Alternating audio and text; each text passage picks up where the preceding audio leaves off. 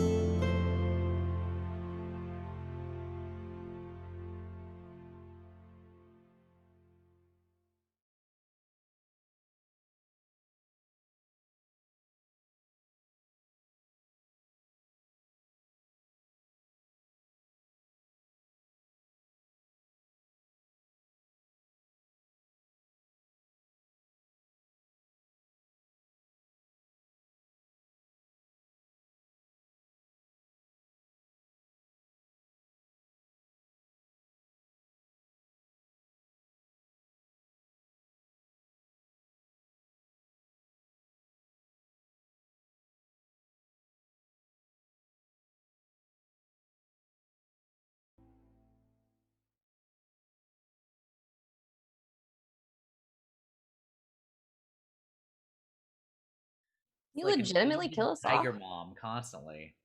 He would. Would Hey, I tell legitimately but kill you did guys wrong off? every Yeah. time. Do his Yeah. mistakes? Do There are not no fuck mistakes with in my you. You have NPCs. the explorations.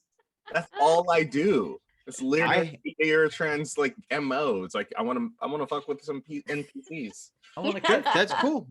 I just have favorite characters in the show, and they're not all of them are you guys. Apparently, Oh, you mean like Botan? What do you mean? Yeah. Yes, like Botan. I'm excited Wow. for Ertain's little meet cute that he had going on with the Pirate Queen. I think that's gonna be dope.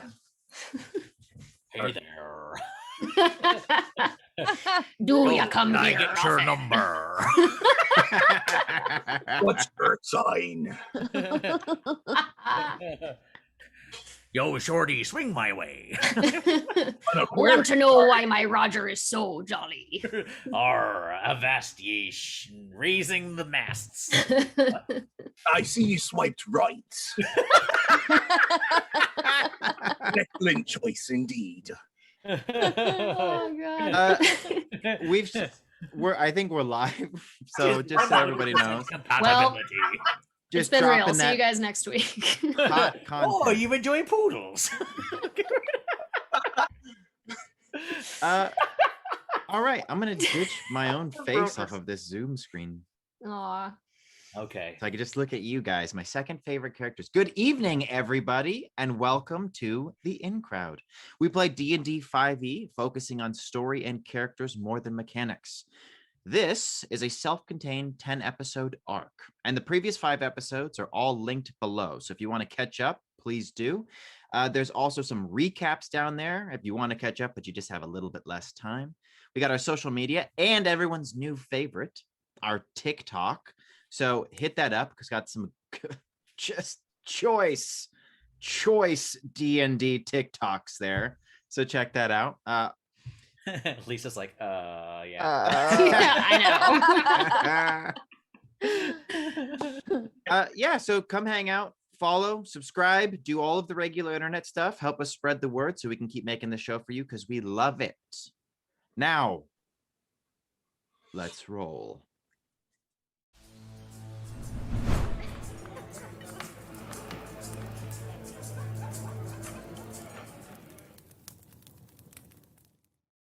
Oh, it's so cozy. I love it.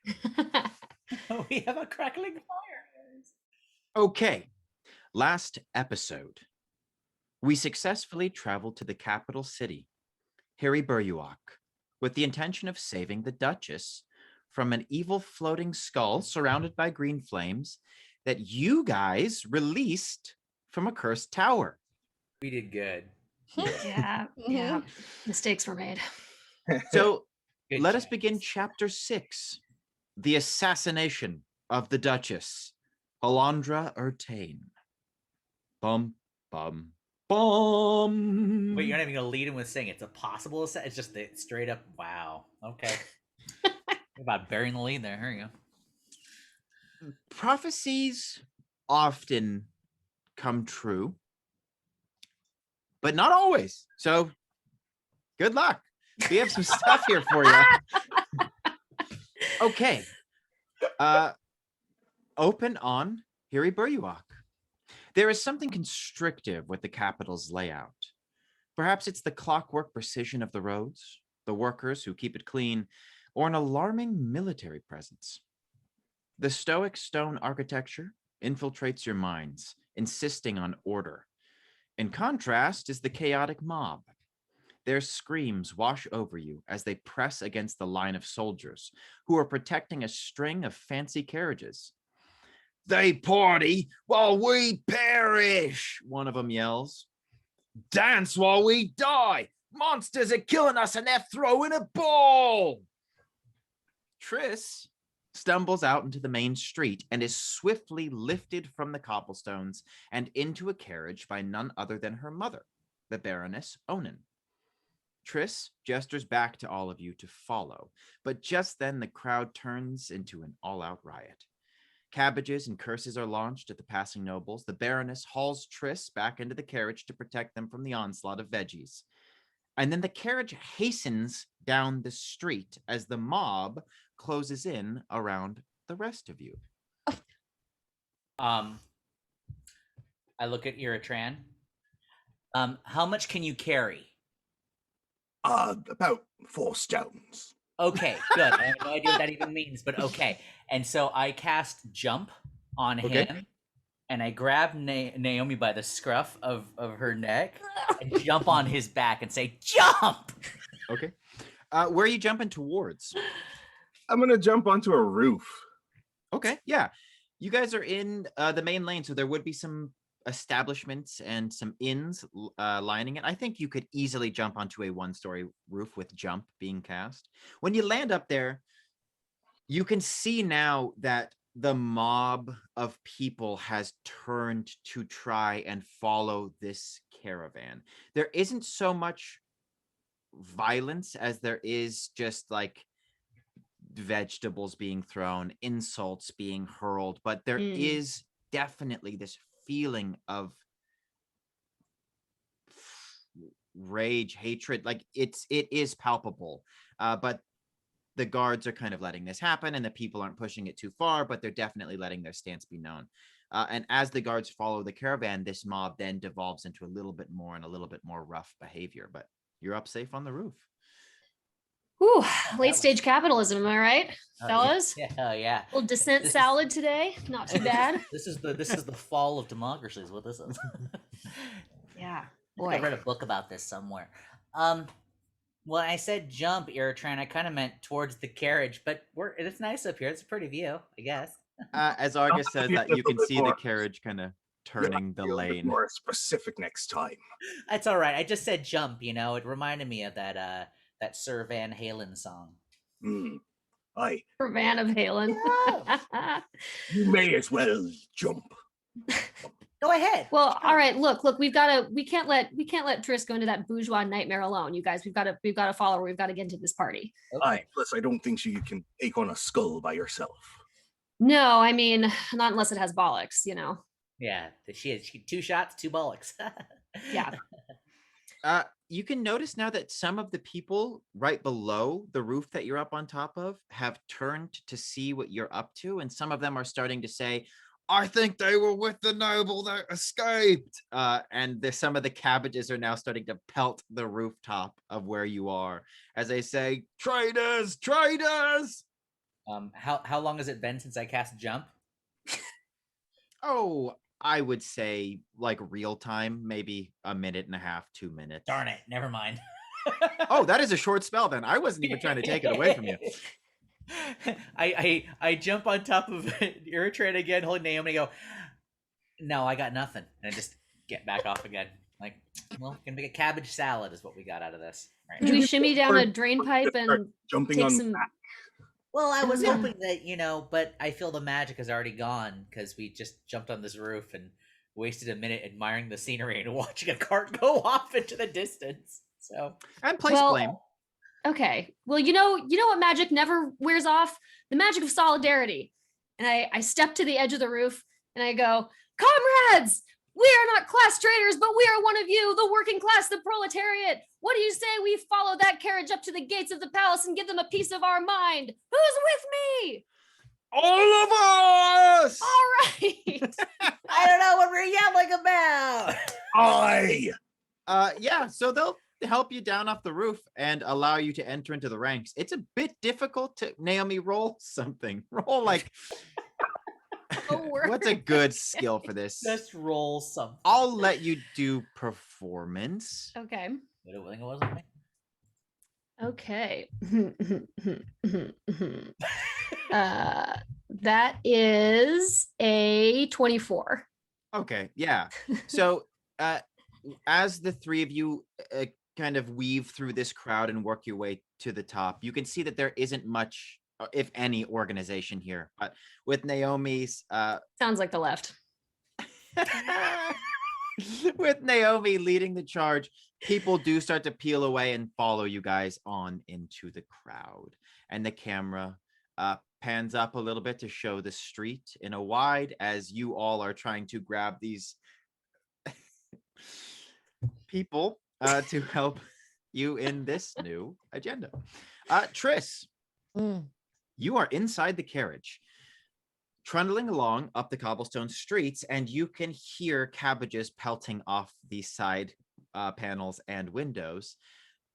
And your mother, who has just scooped you up in there, after the conversation the two of you had on the side of the road last session, but scooped you up into the carriage, and now the two of you are there. Well, I keep looking out the window. And do you think it was right to leave them all out there? It looks like a mob. Do I think it was right to leave a mob out there? Not the mob, my friends. My new Oh, your friends. friends, right, your friends, yes.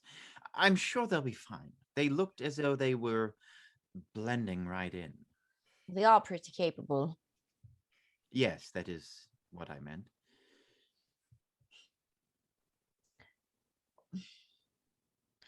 What time? How much time do I have until the ball? Scarcely enough, dear. Have you seen a mirror this morning? No. Do I look pretty awful? You don't look awful, Beatrice, but this is a very, very, and as of very recently, very important occasion that we are headed towards.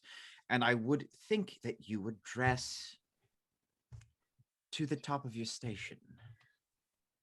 Well, maybe there's a spare dress or something. Is it possible Oh. to speak to the Duchess immediately?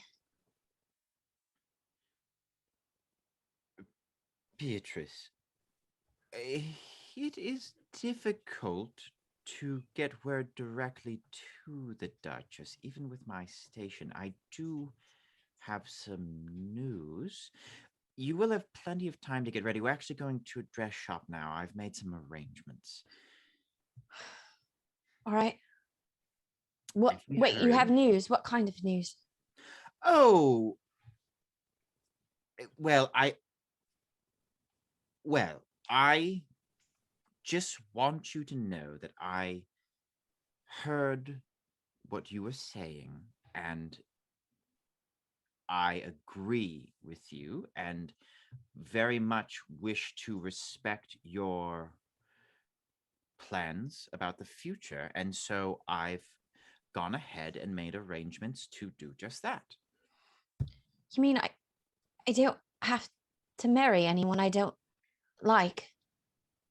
No, you don't have to marry anyone you don't like. You'll have options, 2 of them. What? But I haven't met anyone that I want to marry. So what? Well, you've met Sir Botten Buttenberg, I don't like him. and you've come to the capital in advance to meet Gustav. What is his last name? Cumberbutt. You've come to the capital in advance to spend time with Gustav Cumberbutt. Right. Ample, I'd say, to get to know him in the capacity required for marriage. Cumberbutt? Well, I believe it might have been Cumberbutton, but I'm going to make an executive decision here, okay? Because we've got Botten Buttenberg and Gustav Cumberbutt. We're just going to leave it at Cumberbutt. I like that a lot better. Buttenberg. Okay. So, This is gonna get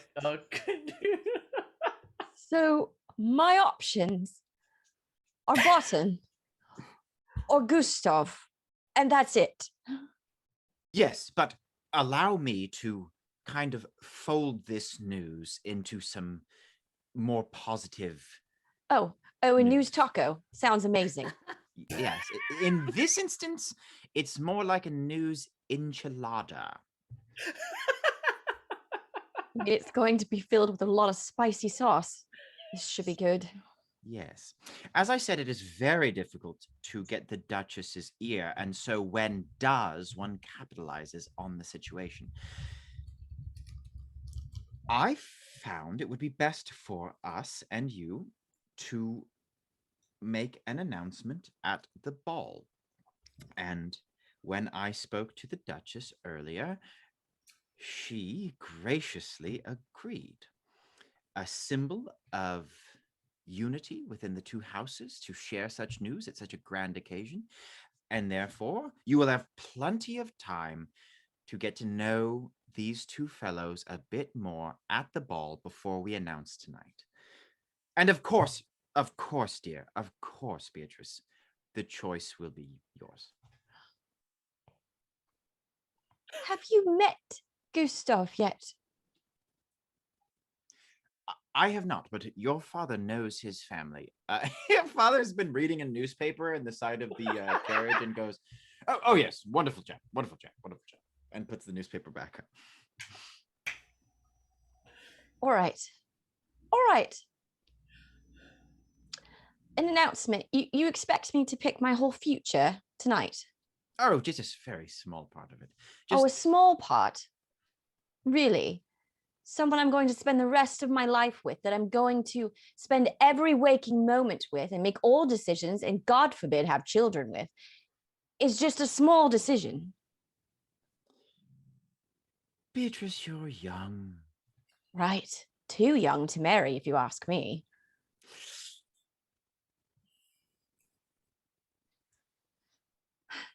All right. Let's get a dress. I must look presentable. All right. And the camera pans away. The rest of you, Ertain, Naomi, Argus, you've let's address. I think Naomi made a strong offer, so I'd like to at least address it. The crowd makes it to the palace. You are met with the guards who had been escorting the caravan. They have now formed up in a double rank, as well as the typical palace guard outside the main gate. There's a lot of them. And as you've noticed with many of the guards here, they are in nice armor. A lot of the people you've come up against recently have been wearing leathers. These folks are in half plate, full plate, some chainmail. They are all carrying pikes or glaives or broadswords. And they are bearing shields with the crest of the royal family on it, with the Duchess's crest on it. As you get there, the group which has banded around you, Naomi, comes up a bit short, and one of the spokespeople for this crowd of NPCs, who I will not be voicing individually, says, all right, what's next? All right, everyone, we made it here. Super proud of you all. Everyone take a drink of water, take a breath. Let's reform, and let's, just this is your chance to just voice your opinions, voice your concerns to these people specifically, because they will be able to help us probably. So just let loose. This is your cathartic moment. Just really go for it. Yeah, okay. Mob. They all take a second. They pass around a couple wine skins. Everybody just wets their lips, and they pass one to Argus. Oh, no. I take the wineskin and I cast shape water on it and make the wine into wine popsicles. Oh, nice. Wine popsicles. Everybody loves that. Mm-hmm. So now you've just got this group that was very angry just seconds ago, but now they're all just kind of standing there with like purple tongues, just like eating wine popsicles outside. And off of your lead, Naomi, they do start shouting at these guards. There's a theme to what they're saying. They all focus on the fact that you can see just behind the gate is down, but you can see through it. You can see that the festivities are being prepared. This ball is being put together right now. A stage is being erected, decorations are being put up, tables are being laid out that you can just imagine covered in food. It's this big affair. And all of these, laborers are outside with these popsicles.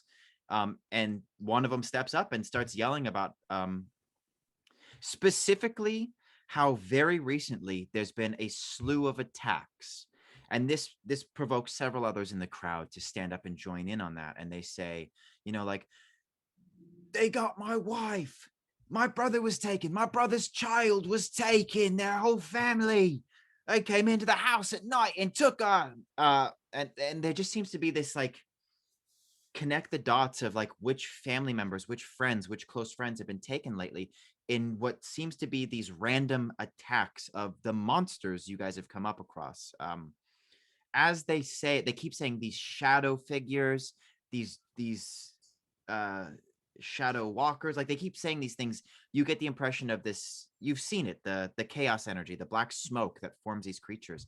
They're yelling about how recently all of this has been happening in town and nearby, and that instead of addressing it, the nobles are instead throwing this party. And so it's kind of like that primal scream exercise. They're just there. They just screaming this out there. And as they say their piece, they do kind of like, like they realize nothing's been solved, but they feel better. Good. The wine coolers help. Yeah. They did. Yeah, for sure. Sucker themselves out. Well, while the attention is off of us, yeah, and then a collective nap. While the attention is off of us, I guess I actually will skirt around with these guys in tow, maybe to like the side of a crowd, and actually ask one of the guards, "Hi, we're actually looking for the service entrance. We're late for our call. We're supposed to be inside. We're the band, so can you just let us know where the service entrance is?" We play instruments. Yeah. Sure. This fellow, they're all just kind of like watching the people. You can tell that these guards are not necessarily high class themselves. And so the things that these people are saying are not offending any of these people. And so while the laborers and the protesters and the people are just there shouting, these guards are more than happy to let them get these things off their chest. So he actually just stands over to the side and talks to you, and he says, yes, so no one's allowed inside until call. It'll be about an hour before the gala, but the service entrance will be, and then he just kind of like lays out to you where musicians are to check in. It'll be at one of the side gates. It'll let you into a staging area where you'll be able to prepare. And then when it's your time to perform, there will be a stage manager there who will come and get you. But he lets you know kind of like, here's everything that you will be doing, but for several hours, nobody's allowed inside because of what's going on out here. They're playing it very safe. Well, you see there, for a vocalist such as myself, I need something nice and dry, and the air out here is a little bit too damp for me. Is there a place we can go so we can practice our vocals? He sings pirate shandies.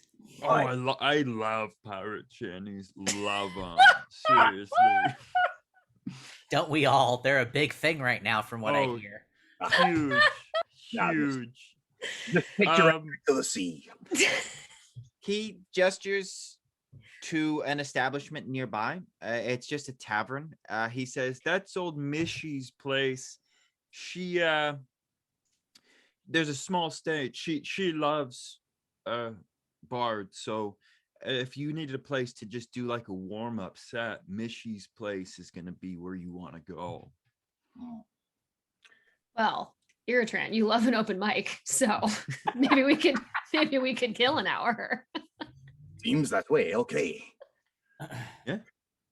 All right, you guys leave as the crowd is just now. They've all kind of taken turns and cheered each other on, and they've had this big cathartic moment.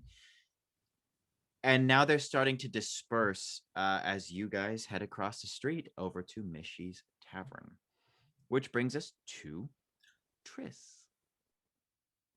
You're in a dress shop. Give me a wisdom save, please, Triss. DC 18. A saving throw? Yeah. Yes. Oh, an 8. That's okay. Nothing bad's going to happen to you, probably. Oh, for once. So here's what's up. Because you failed that save, Triss, this is what I think. I'm just going to lay it out there. You know you rolled an 8. I just want you to tell me how you feel. You're taken to a dress shop that's in the one of the nicer neighborhoods. The moment you're brought inside, you're led to a waiting area with a chaise lounge, many poofs, lots of cushions. All of the windows have been draped. On the table, they set out a spread of iced tea, iced cucumber tea, and a small plate of sandwiches and some chocolates. It smells wonderful in here. There's a bunch of vases with fresh flowers. And so here you are at a type of establishment that you've been in many times before after, a week or more on the road. How do you feel?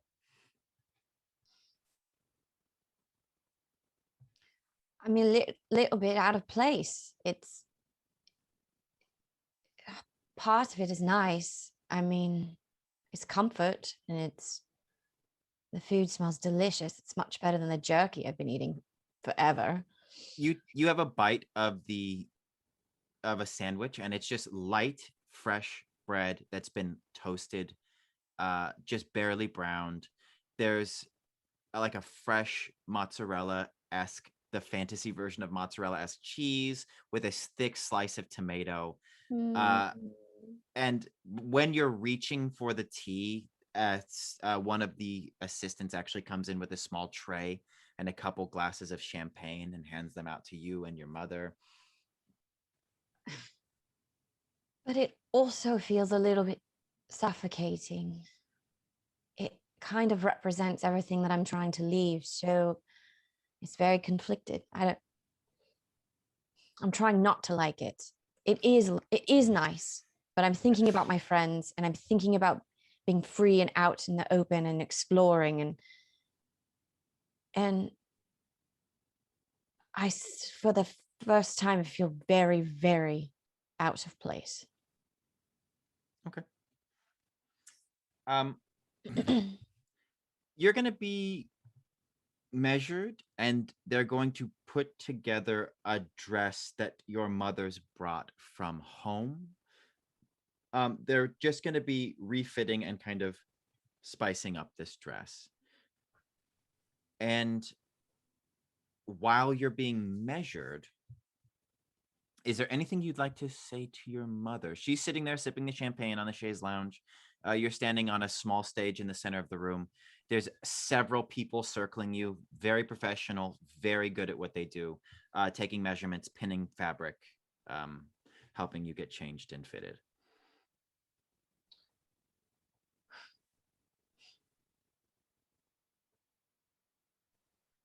Mother, has there ever been a baroness to rule without a baron? Oh, no. Perhaps nothing comes to mind. It would be very strange.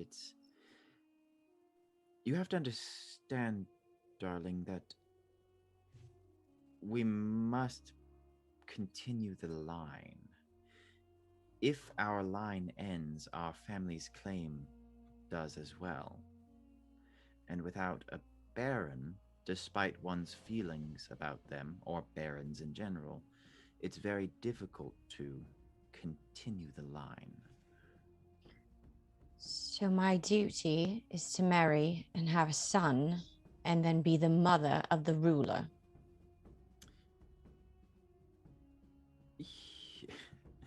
You can see that she actually is a bit hurt by this, and she says, Beatrice, duty can be very personal. I do not feel obligated to have a good time here with you. I do not feel that this is my job, though I do take it seriously, and I know that there are stakes involved here. But a mother helping her daughter pick out a dress to wear to the party is not duty, it's fun. Having you, seeing you grow up, anticipating how you will handle your responsibilities as a ruler has been some of the most fulfilling moments of my life. Didn't you ever want to do anything else? Something different, something wild and daring and break the rules? What, like throw cabbages at our carriage? No, anything. Have you ever done anything that was outside of the rules? Even if it's something small? No! And your father puts down the newspaper as he's sitting across the room and goes, yes, I'm sure. And she says, shut up! Yes, of course I have, Beatrice. Yes, of course. Before she can continue, however, the little bell above the door tinkles, and you see walk in a character who we've only had a taste of. So we're just going to try and reestablish this person here. You see the ambassador, Cremille, Jean-Luc's fiance, walk into the room. And she says, oh, my, what a pleasant surprise. Hello, Ambassador. How are you? I'm wonderful, darling. Please call me Cremille. Yes, Cremille, I'm sorry. Pardon me. How are your dogs? Oh, they're still alive. Are you going to the ball tonight? I am, and I'm very much looking forward to it. I'm just here to pick up a hat that I was having finished. Oh, there's so many lovely seamstresses here and hat makers. What does your hat look like? She gestures to a box that's sitting on the counter, and one of the assistants lifts it up, and it looks like a layered cake. Oh. Well, you definitely won't blend in with that one. Thank you.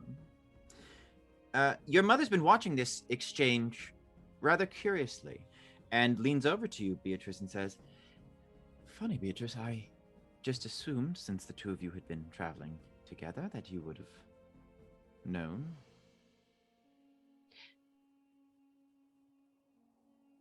Does she say this under her breath, or can the ambassador hear it? Let's find out.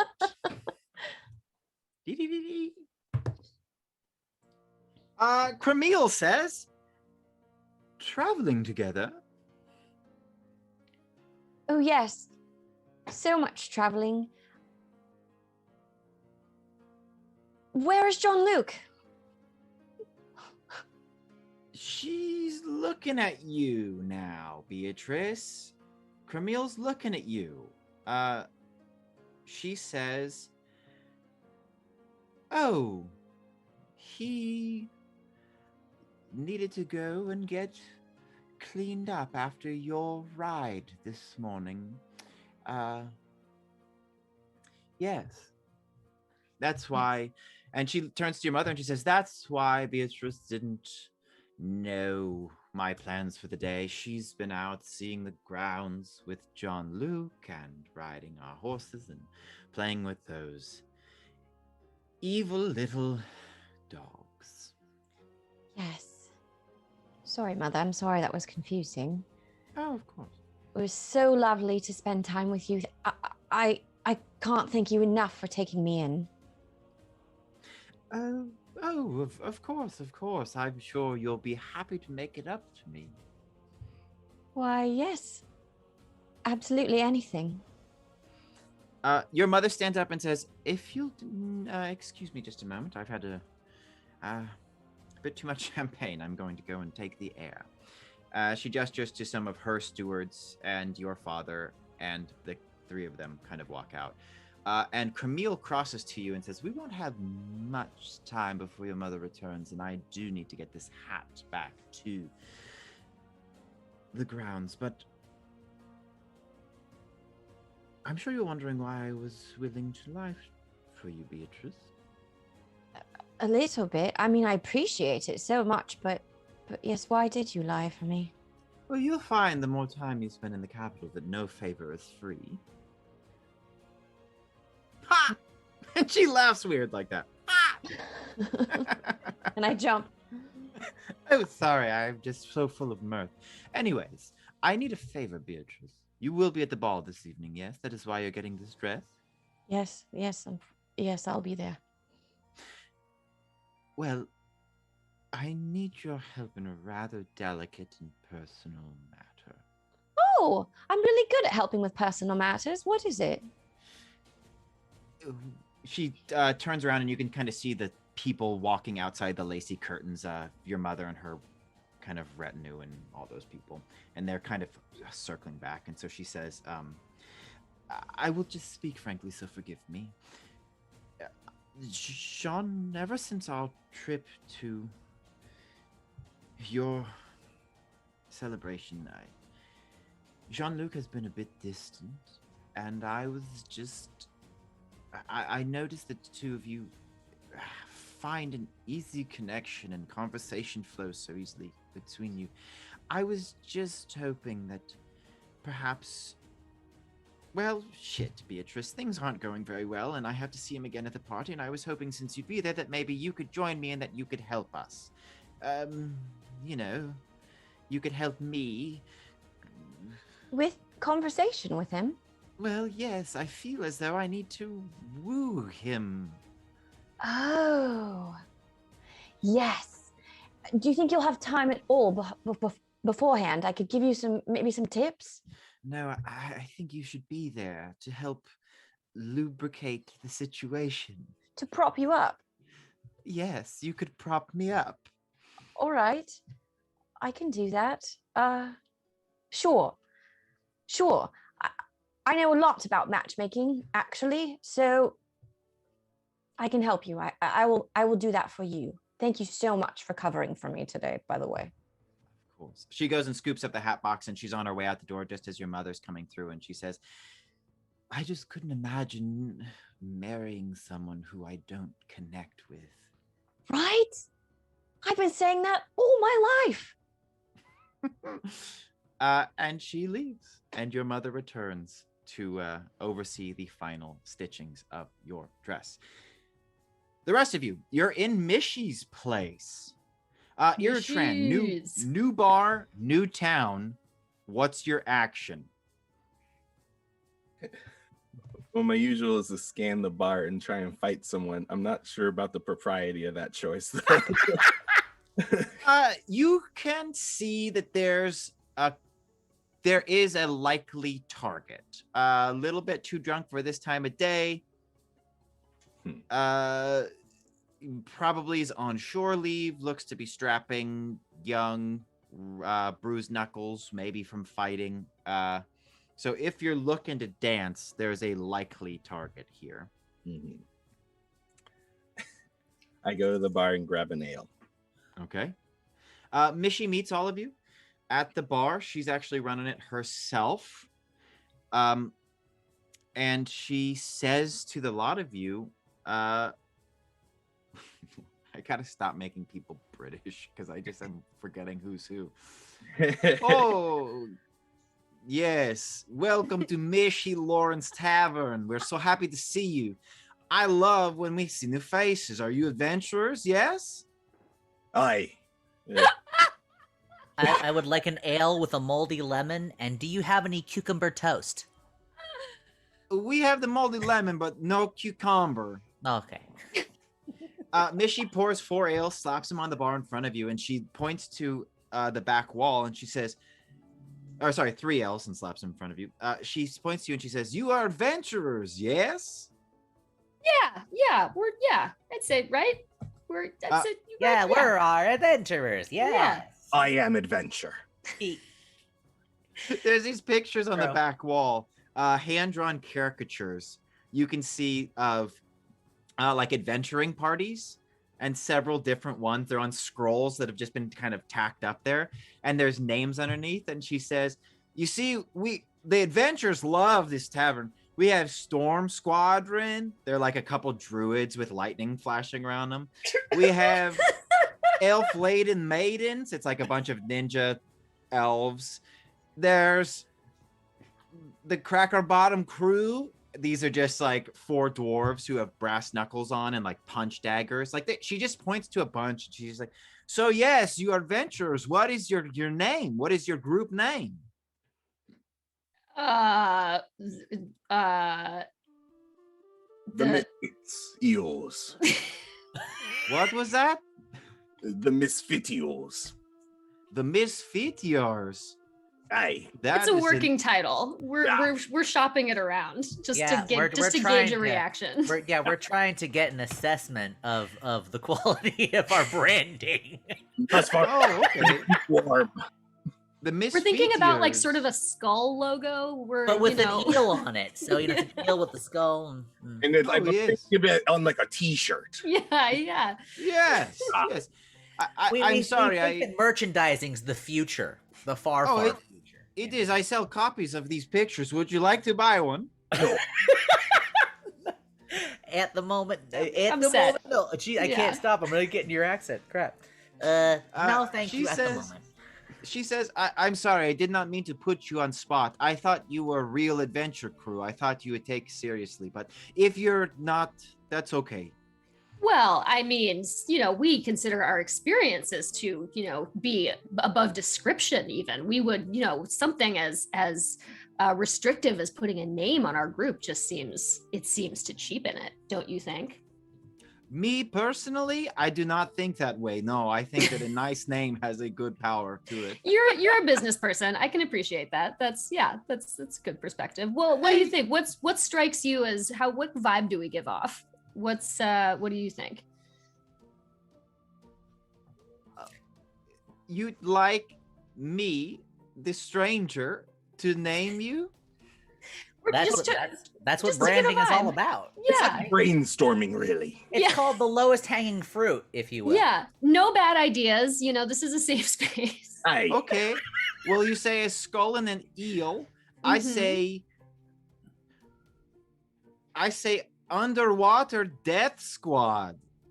Wow. That's pretty good. Well, interesting that you should tie in water because I gesture to Argus. We've got the market cornered there. And I turn my ale now into another popsicle and just pull it out and start licking it. This is wonderful. You do magic. I love this so much. And I squeeze the moldy lemon on top of it and continue licking. Guys, I've got it. What about the Unstopsicles? Because we're unstoppable and we make popsicles. Yes. No bad ideas? Brainstorming? No bad ideas. We'll circle back. I think we need our fourth in order to discuss this conversation thoroughly. Okay. Yeah, I did not mean to put you on spot. Hey, Nishki, I have a question for you. Yes. People were talking about some kind of evil monsters attacking in town. When did that start up?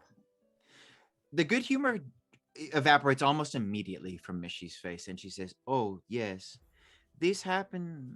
Well, it has not been easy in the last couple of weeks, but this happens very recently, last couple of days. But attacks come frequent. Outside city walls, it is not safe.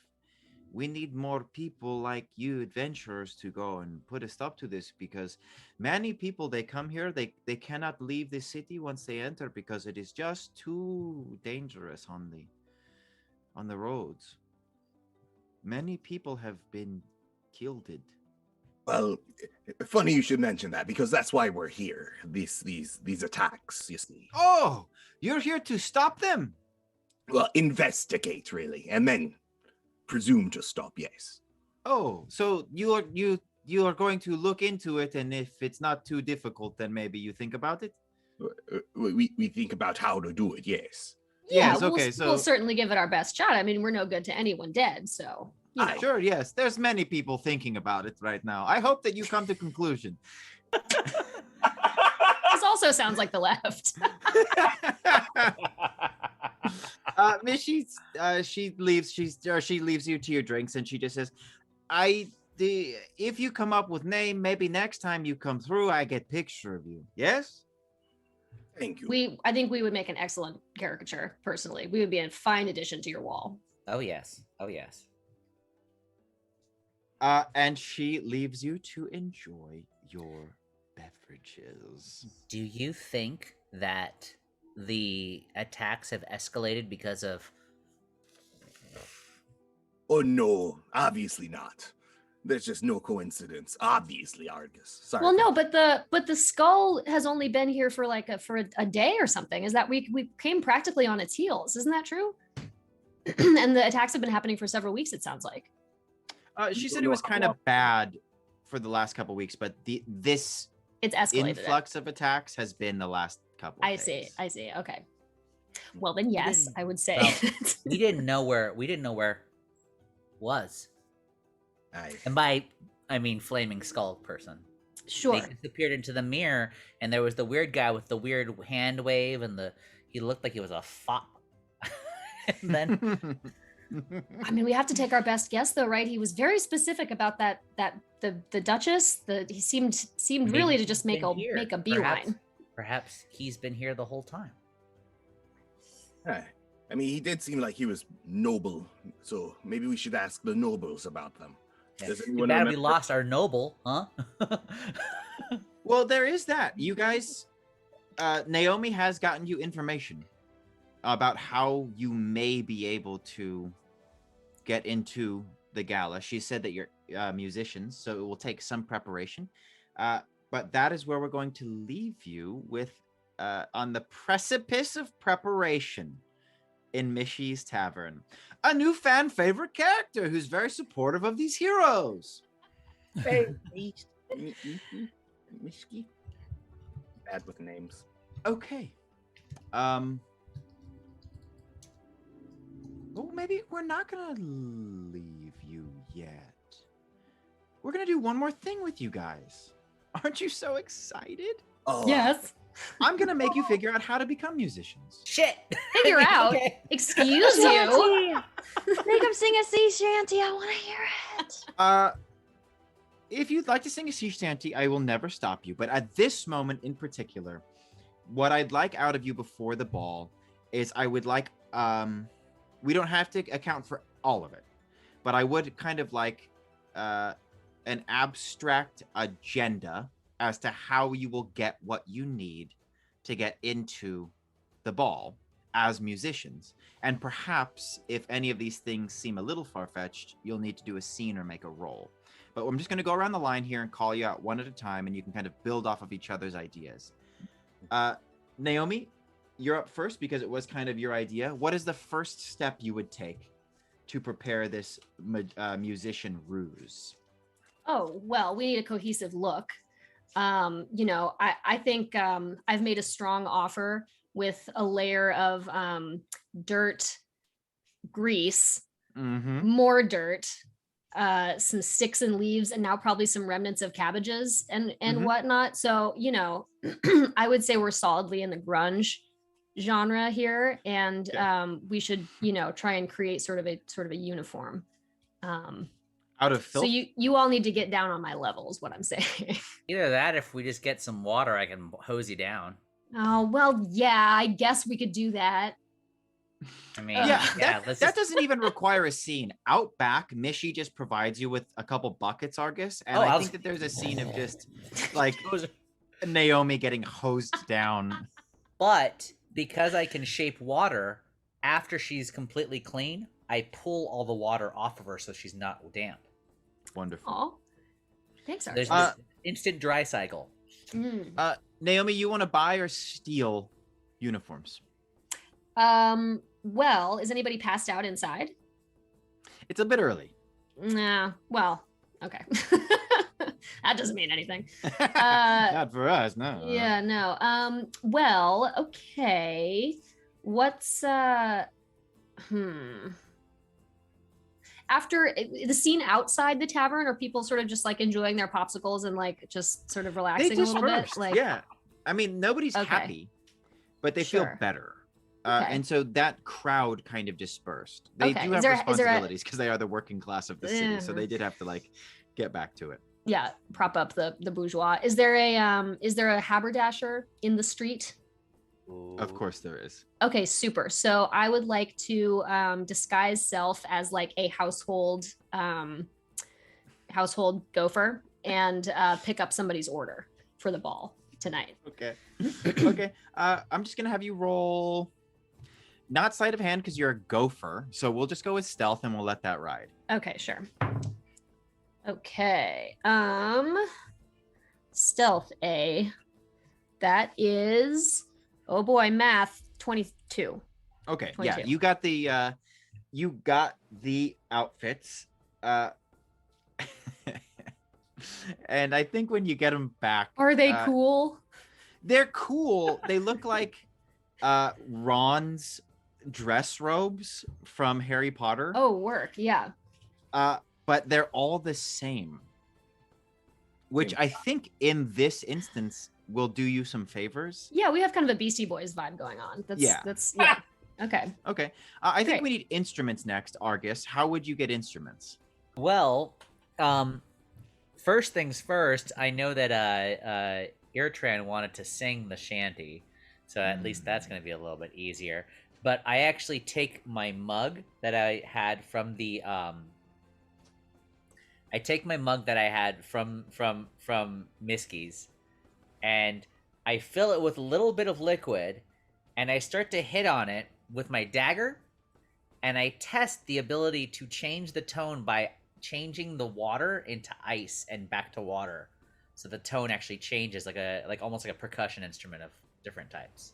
Yeah. So here's what I want. I'm not even going to make you roll it because I just got excited about it. I think what you'll spend this time doing, Argus, and you feel free to correct my flavor here, is with what you discover, I think you're able to set up like a table of glasses with different water in them. But instead of just using that, I think you're able to like DJ scratch the rims while you're kind of shaping water to just make this really trancy fucking get down music. Because it's so weird and very Argus. So I think Man. yeah, your setup is going to be to bring in a bunch of empty I glasses call and a them couple druid buckets of- bowls. Check Okay. out my bowl work. We got uniforms. We got instruments. Ertain, is there any kind of ribbon you want to put on this preparation? Oh my goodness. All right. Well, what band is a band without pyrotechnics? Yeah. Yeah. So I'm thinking I'm gonna ask the bartender for all of the most flammable grog. Okay. And we're just gonna have that like at the ready to do sort of like champagne style at torches. Okay. I think you're gonna need to like. That works too. I will make we will make propellants. Okay. Okay. Yeah. This is gonna work for me, obviously, because it's wild. But you've got your uniforms, you've got your instruments, and you've got a lot of probably like illegally potent booze. Nice. So you're good. That's gonna take most of the afternoon. And so by the time you're done here, you're not going to have much time to mess around. You'll need to head to that side entrance that was told to you. So we're going to skip ahead a little bit in time. Yeah. Okay. The last rays of sunlight fall past Duchess Holandra's palace, and a chill of anticipation reverberates through the air. Nobles on horseback and iron-wrought carriages line the main thoroughfare. As the three of you musicians are approaching the side entrance, you can see that soldiers are now actually scolding any of the peasants or the laborers who are coming to continue with this. The fervor is gone. They don't have the numbers, but anybody who gets too close is escorted out. There's a big buffer being placed around the nobles, their carriages, and the entrance. It is clear that there is no funny business being allowed during the ball. Nobody gives you any hassle because you're wearing 3 velvet robes that have frilly sleeves and pirate collars. And Argus is carrying these 2 like racks of glassware. And you guys are off over to the side.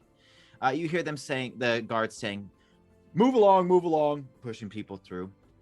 There's already the sweet melodies of musicians from inside that you're hearing over the wall, and that's clashing with these distempered mutterings of the general populace and the constant beat of soldiers who are just marching up and down the road.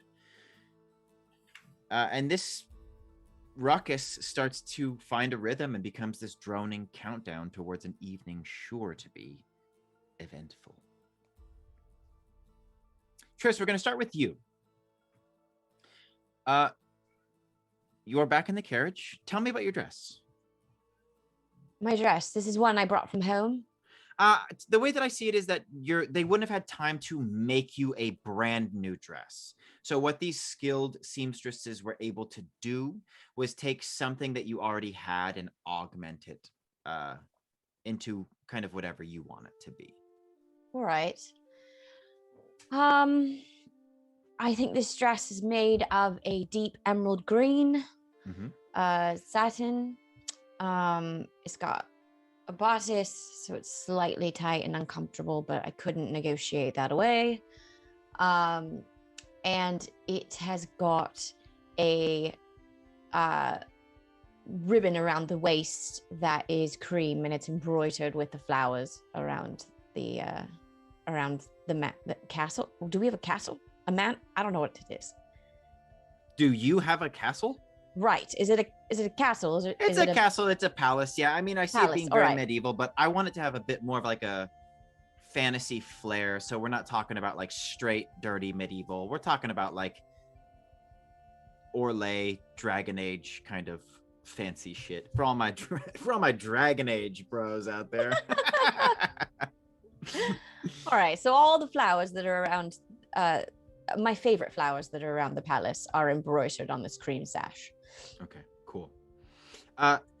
It's a warm night, and it's actually quite beautiful. Where this palace is in relation to the rest of the town, as it's been described to you in the past, is that the town is kind of built up towards a peak of sorts, and this palace is the peak.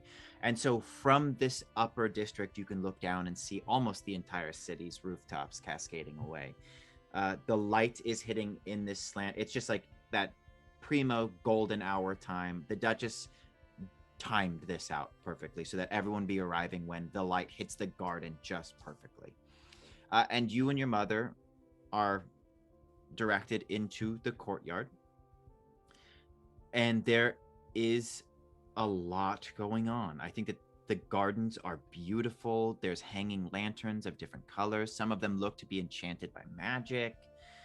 There's just hors d'oeuvres floating by on trays, all kinds of drinks. There's several different bars, water features, decorative hedges, the works. There's streamers, bells, everything. Everything's being handled effortlessly by this almost invisible wait staff that's just coordinating the entire event. And you can see nobles coming in and they're being announced. Both you and your mother are announced once you come in, and you enter into this. I mean, roll a wisdom save again. This is going to be another DC 18.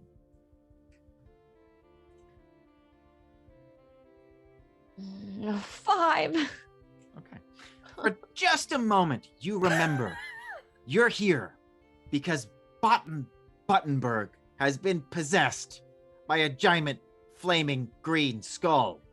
And then somebody swoops past with some bacon-wrapped jalapeno poppers. Delicious. Decadent. It's just like that guilty pleasure that's in right now among the nobles. It's actually really one of my favorite things. It's delicious, and I cannot say no to that at all. You scoop one up, and it's like just enough spice to give it pop, but with the filling and the bacon, it just like doesn't overpower it, and it just like is this warm, delicious thing. And you open your eyes, and suddenly there's a tray of champagne coming towards you, and there's all of these beautiful dresses spinning by, and the fabric that you're wearing now, in comparison to your road clothes, is just immaculate. And you can't really remember what it was you were thinking about, Botan, because now you've got a glass in your hand and another popper, and you start mingling. So I have a couple people that I think you'll want to see, or not want to, but have to. Do you have any kind of agenda in this moment? And I want you to remember, you rolled a 5 on a wisdom save to resist the temptation of this luxury. Where are you trying to go? Your mother is not trying to keep you near. She's now making her rounds. This is work for her. She knows who she needs to see and why and when. So she's doing her thing. I think I would be scanning the crowd for friendly faces like Jer. I don't think he'd actually be here, but No, one can hope. They would throw him out. Right. Or Jean-Luc, or anyone that's interesting, that looks like they'd be interesting in conversation. Somebody my age or close to my age. Sure. So I imagine there's lots of old people here. Yeah, you could find Jean-Luc. Yeah, Jean-Luc is over by the punch bowl. All right. And I lightly tap him on the shoulder. Hello, Jean-Luc. Oh, Beatrice. How wonderful. He hands you the punch that he had just poured for himself and pours another. And he says, how wonderful. Nice to see you. Well, it's so lovely to see you. How are you? How are the dogs? The dogs are wonderful. They got into a little bit of trouble this morning, those bastards, but nothing I couldn't handle. I sort of told a little white lie to my mother that I might have spent some time with you over the last couple days. So if she asks you anything, can you just play along? Oh. Why, of course. Anything for a friend, but as you, and he looks around conspiratorially, as you spend more time in the capital, you'll learn that no favor is free. I'm starting to learn that. I actually could use your help. All right. What do you need? Well, walk with me. And he takes you on a little tour of the garden. There's a little section in between two hedges that force you two to stand a little bit closer together. But there are some hanging lights and some twinkling going on in the bushes that you think, and Jean-Luc has heard, might actually be fairies, but he hasn't verified if they're insects or who knows. But he says, you see, I've been having some trouble. Trouble with the dogs or something? No, the dogs are perfect. The trouble that I've been having is with Cremelia. Oh. Well, what kind of trouble? She seems absolutely lovely. Yes, she is. She is. It's just that, and I've tried, believe me, we just don't have anything in common. I know I'm throwing a lot at you. I just feel as though we've known each other for far longer than we probably have. Well, I think it would be quite boring if you were married to somebody that was exactly like you. So maybe you can embrace your differences and know that that will keep you entertained long into your marriage. You're an optimist, and I appreciate that about you. I fear that Cremelia feels the strain as much as I, and is going to attempt, especially at an event so public, to make a grand declaration or do something silly. I'm planning to call off the engagement. Oh.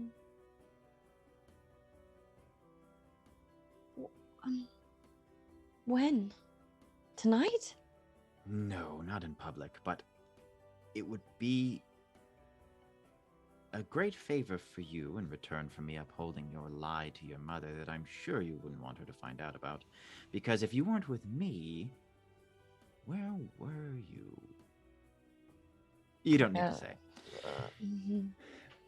But if you could help me be a sort of buffer, or even hint to Cremelia that this might be the best, I would be very grateful. All right, I can do that. If cannot convince you both that you're meant to be together, then I'll do that. Okay. Deal. Your secret is safe with me. Thank you. We cut to the outside of the palace. Ertain, Argus, you watch as Naomi goes in first to scope the situation. Nobody's giving the rest of you a hard time because there is quite a few different groups of musicians out here. Naomi, let's talk to you, okay? Okay. You're in the palace. Mm-hmm. There's a lot on the line here. You have a plan. You know the plan. Things are dangerous. In fact, you're thinking about what it would mean for the Duchess to be assassinated. When you look up and you see a small silver plate with 3 gold foil-wrapped caramels sitting on a table. Wow. When was the last time I ate? I can't remember. Is anybody nearby? There's a couple people milling about. This is obviously someone's plate, but they're having a conversation a few well. steps away. Yeah. Well, that's not my fault. just gonna avail myself of these caramels and also definitely the plate. Okay. I'm gonna need you to roll sleight of hand. Don't mind if I do. Okay. 21. Okay. You are able to scoop the plate and the caramels and stash them in your velvet robe. Just as you are tucking it into place and turning to hide the gesture, you spot a small trinket of a gloved hand holding a hummingbird. It might be some kind of jeweled brooch. It's been removed and sat on the counter next to the coat check. Just a brooch by itself. And the brooch is a hand holding a thing. It seems as though this brooch has been set down while the coat check has turned to hang the robe. Ah. Okay. And no one is like leaving with their check in the immediate vicinity? You could see that the owner is walking away. So at this particular moment, the owner is walking away as the coat check has turned their back to hang the robe. Oh, sure. Okay. Yeah. Well, as sort of the front gnome of this operation, I think I need like a little extra bling for my my sweet robe. So I'm just gonna walk past the counter and just scoop the brooch off of it. Okay. Give me another sleight of hand. Oh no. Okay. Oh God. Okay. That is less good. That's an 11. Okay. All right. The coat check turns just as you make the grab and says, excuse me. And I look anywhere except him. Huh? Yes? What? Over here. Over What? here. Oh Excuse no. me. No, I'm actually, I'll be right there. And I just try to walk away from him.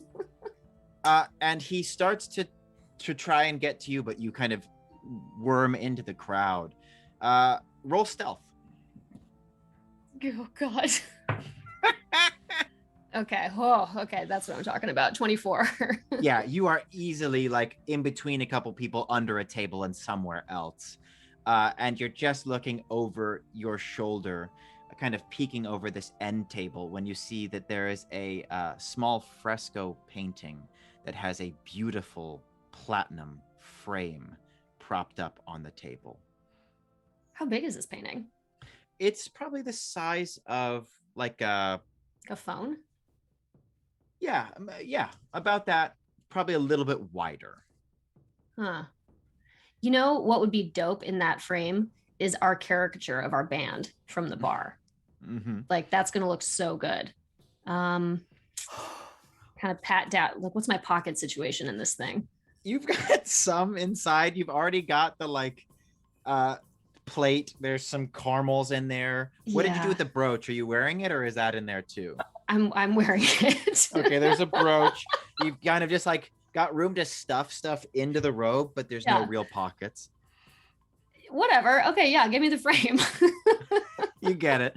This one doesn't take anything because it just seems to be a decoration. Yeah. There's just some furniture, some outdoor furniture that you scoop it off of. Oh yeah. Okay. And you're just kind of tucking it into your shirt when you turn around, and you actually see a large ruby encrusted clasp that is attached to one of the noble's cummerbunds. It is at eye level. You kind of turn around and see it. Oh no. Okay. What's he doing? Is he eating? Is he holding a plate kind of? Yeah, he's a larger fellow, and he's just got a mini quiche halfway in his mouth, and he's saying, "Oh, the revenue stream's not exactly what you'd expect, but if you can really buckle down on the second quarter." Yeah. Okay. Crumbs are just kind of falling all over. The people listening to him do not seem to be very interested. But he's standing right next to some people. Yeah, they are all human size. Okay, sure. Okay, so I'm gonna I guess I'll sidle up sort of next to them and say let's see. Hey, did you hear that that guy over by the buffet is giving away the latest, on the trade prospectus on wheat for the next season? Yeah, big, and he's really running his mouth over there. A lot of good information. Wow. Let's get deception. Okay. Okay. Okay. Math 12. Okay. Instead of being pleased with this news, this noble with the ruby turns and says, "Jamaldus, he doesn't know a gold from a silver. I better go have a word." And turns, and you can see that the people that he's been talking to are just kind of oh, thank God. And he turns and starts off towards the buffet table. Okay. Make a mental note of his outfit so I can take a second swipe at that later. Yeah. And as you're kind of eyeing that, he passes a woman who's got these shoes. They are silver threaded and topped with diamond encrusted tassels.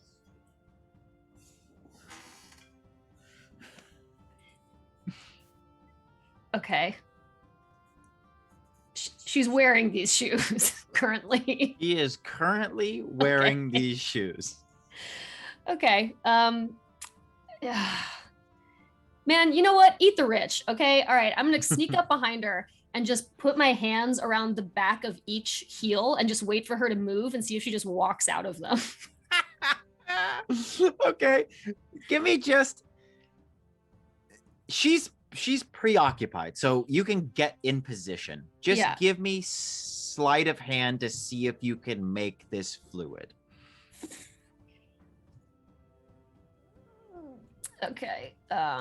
Okay. Well, it's an 11. She steps forward, and you just go with her. And you kind of fall forward, and she turns around to see you. What would you do? She turns around and says, "Excuse me." Yeah, I disguise myself as a fern in a pot. Oh, and she kind of is made uncomfortable by that because there's just a fern now Yeah. in the walkway, and several people have turned to her because she said, "Excuse me," and one of them says, "Diatra, whatever is the matter?" And they start to discuss this fern. What would you like to do? Boy, I think I just gotta wait for him to leave, huh? Yeah, it doesn't take long. They start Okay. pointing out other stuff, and now they're leaving.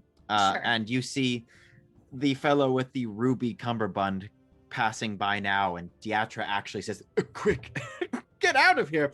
And Yeah. they split, and he's now passing by to return, looking for the people that he was talking to that have disappeared. Okay, cool. Yeah, I'm just gonna pop out of the fern and just try to follow him and see if I can just undo this situation here.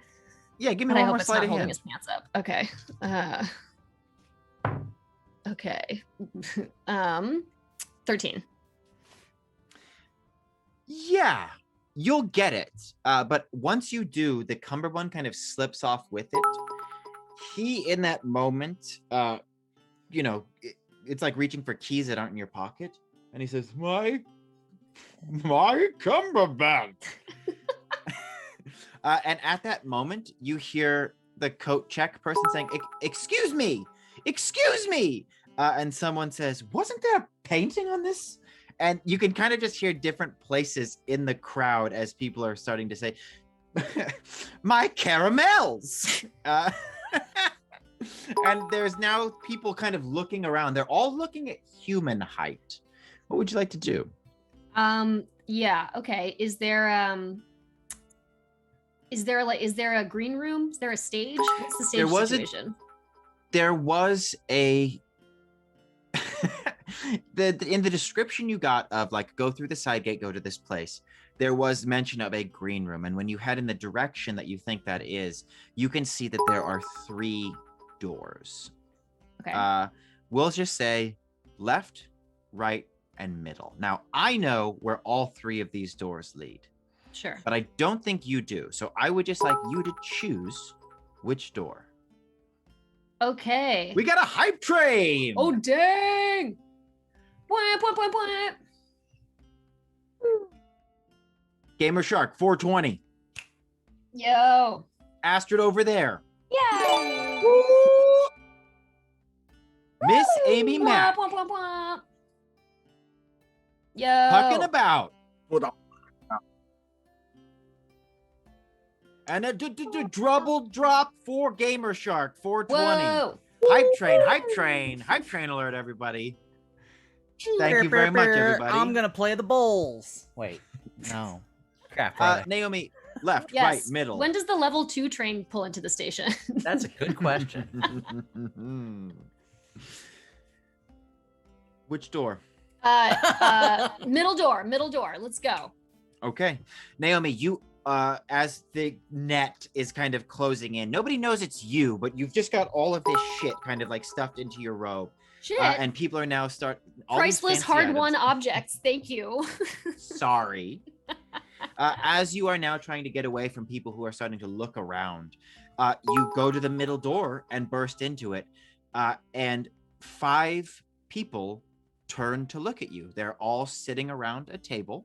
There are cards in their hand and a pile of coin in the center, and they are all wearing plate mail, half plate, chain mail, and there are a couple shields with the Duchess's family crest on them, and you've just walked into what looks like the guards' chamber. We're gonna cut back to I think we're gonna go visit Ertain and Argus, actually. The 2 of you have been outside for a while now. Naomi was going to go in, check the scene, and come out to get you to make sure that everything was cool. But now, Argus, you've been holding these glasses for a while, and Ertain, you're holding your booze. And there's been no Naomi. It's starting to remind you a little bit of that time she slid into the drain to go clear the way. You may have to figure some things out on your own. Most of the musicians have moved in inside this point, and the guard holding the clipboard is just kind of eyeing you guys. Got some more shout outs here real quick. Miss Amy Mack. Pucking about. Thing. 1,000 bits. 1,000 bits. Thank you so much, guys. Thank you so much. We're on a level 3 hype train. Thanks. Oh, I can't play the jug. But thanks. Argus, Ertain, what do you want to do? I knew we should have greased her up. We're gonna have to go and. Yeah, I just hosed her down. You want to grease her up again? Is that what we're saying? Well, it was good luck last time. I know. You think she's stuck somewhere in the drain pipes? Is that what you think? Potentially in the drain pipes of society, yes. Yes. Well, that we already knew that beforehand. That's more of a societal status situation, but you know, against the proletariat and all that. Well, I guess we have to find our way in there. I'm carrying a bunch of bowls. Do you want to do the talking? I'll do the talking, yes. Okay. Yeah, we're the greased up gnomes. Yeah, we're the greased up gnomes. Where's our greased up gnome? Our lead gnome is inside getting prepared. Oh, yeah. So we have a gnome that is the name of our greased up gnomes, but it's awkward because we're like over 6 feet tall each. Aye. I get it. Oh, I get it. Are you guys saying this to each other or to the guy with the Yes, clipboard? Very Okay. much so. I'm speaking to the guy with the clipboard. Oh, I thought you were talking to me the whole time. Even better. I thought I said I'll walk up to the guy with the clipboard who is Okay, so he checks the clipboard and he says, we don't have any greased up gnomes, but he kind of takes a look at you and he says, you play the glasses? Oh yes. I'm a master of the glass. Master glass. That's me. Nice. Yeah. It's very Nice. soothing. Aye. Yeah. We're supposed to be Right, we're supposed to be one of the final acts of the night. We're actually supposed to be like the downer. Oh, the like go home now the party's over act. Well, kind of more of the party is the festival has the ceremony has been finished up. Now it's time to get crunk. Yeah, you don't have to go Oh. home, but you can't stay here. Right. Yeah, okay. Last shots. Yeah. Yeah, okay. He like checks it off. He says, all right. All And right. he just opens the gate and lets you guys in. You enter into the kind of a side courtyard. It looks very much like what we've been describing so far. This one's a little bit more subdued. This is more of kind of like a transitional space. Naomi, you would have cut across here on your way. What do you guys? What is the plan? What do you guys want to do now that you're kind of in here? Sans Naomi's intel. Or Sans, Naomi, and Triss in a completely foreign country. Mm-hmm. So I think we need to find at least one of them. Okay. Well, I'm thinking that maybe perhaps I should put these glasses down at some point. Perhaps. Okay. Maybe we should make our way to the stage. Maybe we'll be able to see things from the stage. What do you think? Well, I'm gonna, Sure. Yeah. Yeah. So let's go up there and use some perception. Yeah. Or like look. I mean, let me not presume what we use, but let's go up there. So Here, it's- Trent, what do your elven yeah, roll eyes perception. see? Okay. Roll perception. Both of us separately? Yeah, I'll let you do it with advantage. So whoever's got the higher percentage, roll with advantage because you're both trying to, and you can tell me what you get. What's yours? Your try. Mine is +4. Oh, mine's a +6. What? Excuse me. What do my elven eyes see? It's a 19. Okay. As you are scanning, you can clearly see the what would probably be the green door and the stage door. There's just some of the musicians you saw from outside the courtyard moving over there. Yeah, the thing is, yeah. I just like I know some shit, but like I know that your characters don't necessarily. So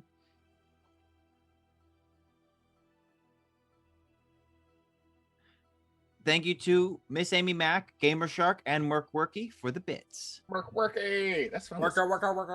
Worky. What voice is that? I have no idea, but that's the voice that came out to say Merc. Worker. That's a cool ass name. That's an awesome name. Okay, is there anything that we do see that pops out at all with the 19? Anything that, even if we're not looking, we can't find them? Some giant glowing footprints to follow or something. Perhaps maybe some musicians that happen to have big flaming green skulls on their jackets or something? No. Are you interested in finding this noble? I mean, you guys did see him in the mirror. Huh. Well, yeah, I mean, if we see him, absolutely. Where you are, there's no Triss, there is no Naomi, but yeah, with a 19, yeah, on your way to the stage door, I think that you would spot this fellow in the crowd, the one that you saw from the mirror. Psst, psst, Eritran. I'm right next to you, eh? Psst, psst. Hey. What? Psst, psst. Just on with it. Oh, yeah, see, you remember the guy in the mirror with the... And then he walked off. The guy with the skull went... And he went... And then he walked off. Aye, Like yeah. that? Yeah. Isn't that him over there? I never forget an ugly face.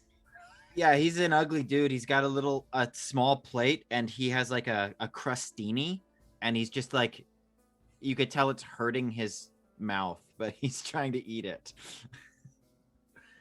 Obviously, learning how to eat was not one of the things that he learned how to do. It's been centuries since he had a Trisket, it seems. Obviously. He has not had to take an aparté. Should we take him? Do we take him? You could take him. I think it's unwise to just start hacking at the guests. That was gonna be my strategy. No. Oh, I get it. Okay. Well, maybe we should follow him. Maybe we should follow him. Split up. Do you think you Split can up? find Triss or Naomi? Oh, so the little one and the one with the weird accent. Okay, I can do that. Yeah. And I'll follow him to make sure he does no assassinating. Okay, no assassinating. I got it. Okay. Aye. Okay. Yeah, And you guys we'll split up. meet Eritren, back here. Eritren, Argus, you're still carrying the glasses, just so you know. Yeah, Eritren, trying to be stealthy, but ain't gonna happen. Yeah. you're just like tink, tinkle, tinkle, tink, tink, tinkle. Yeah, Eritren, roll stealth.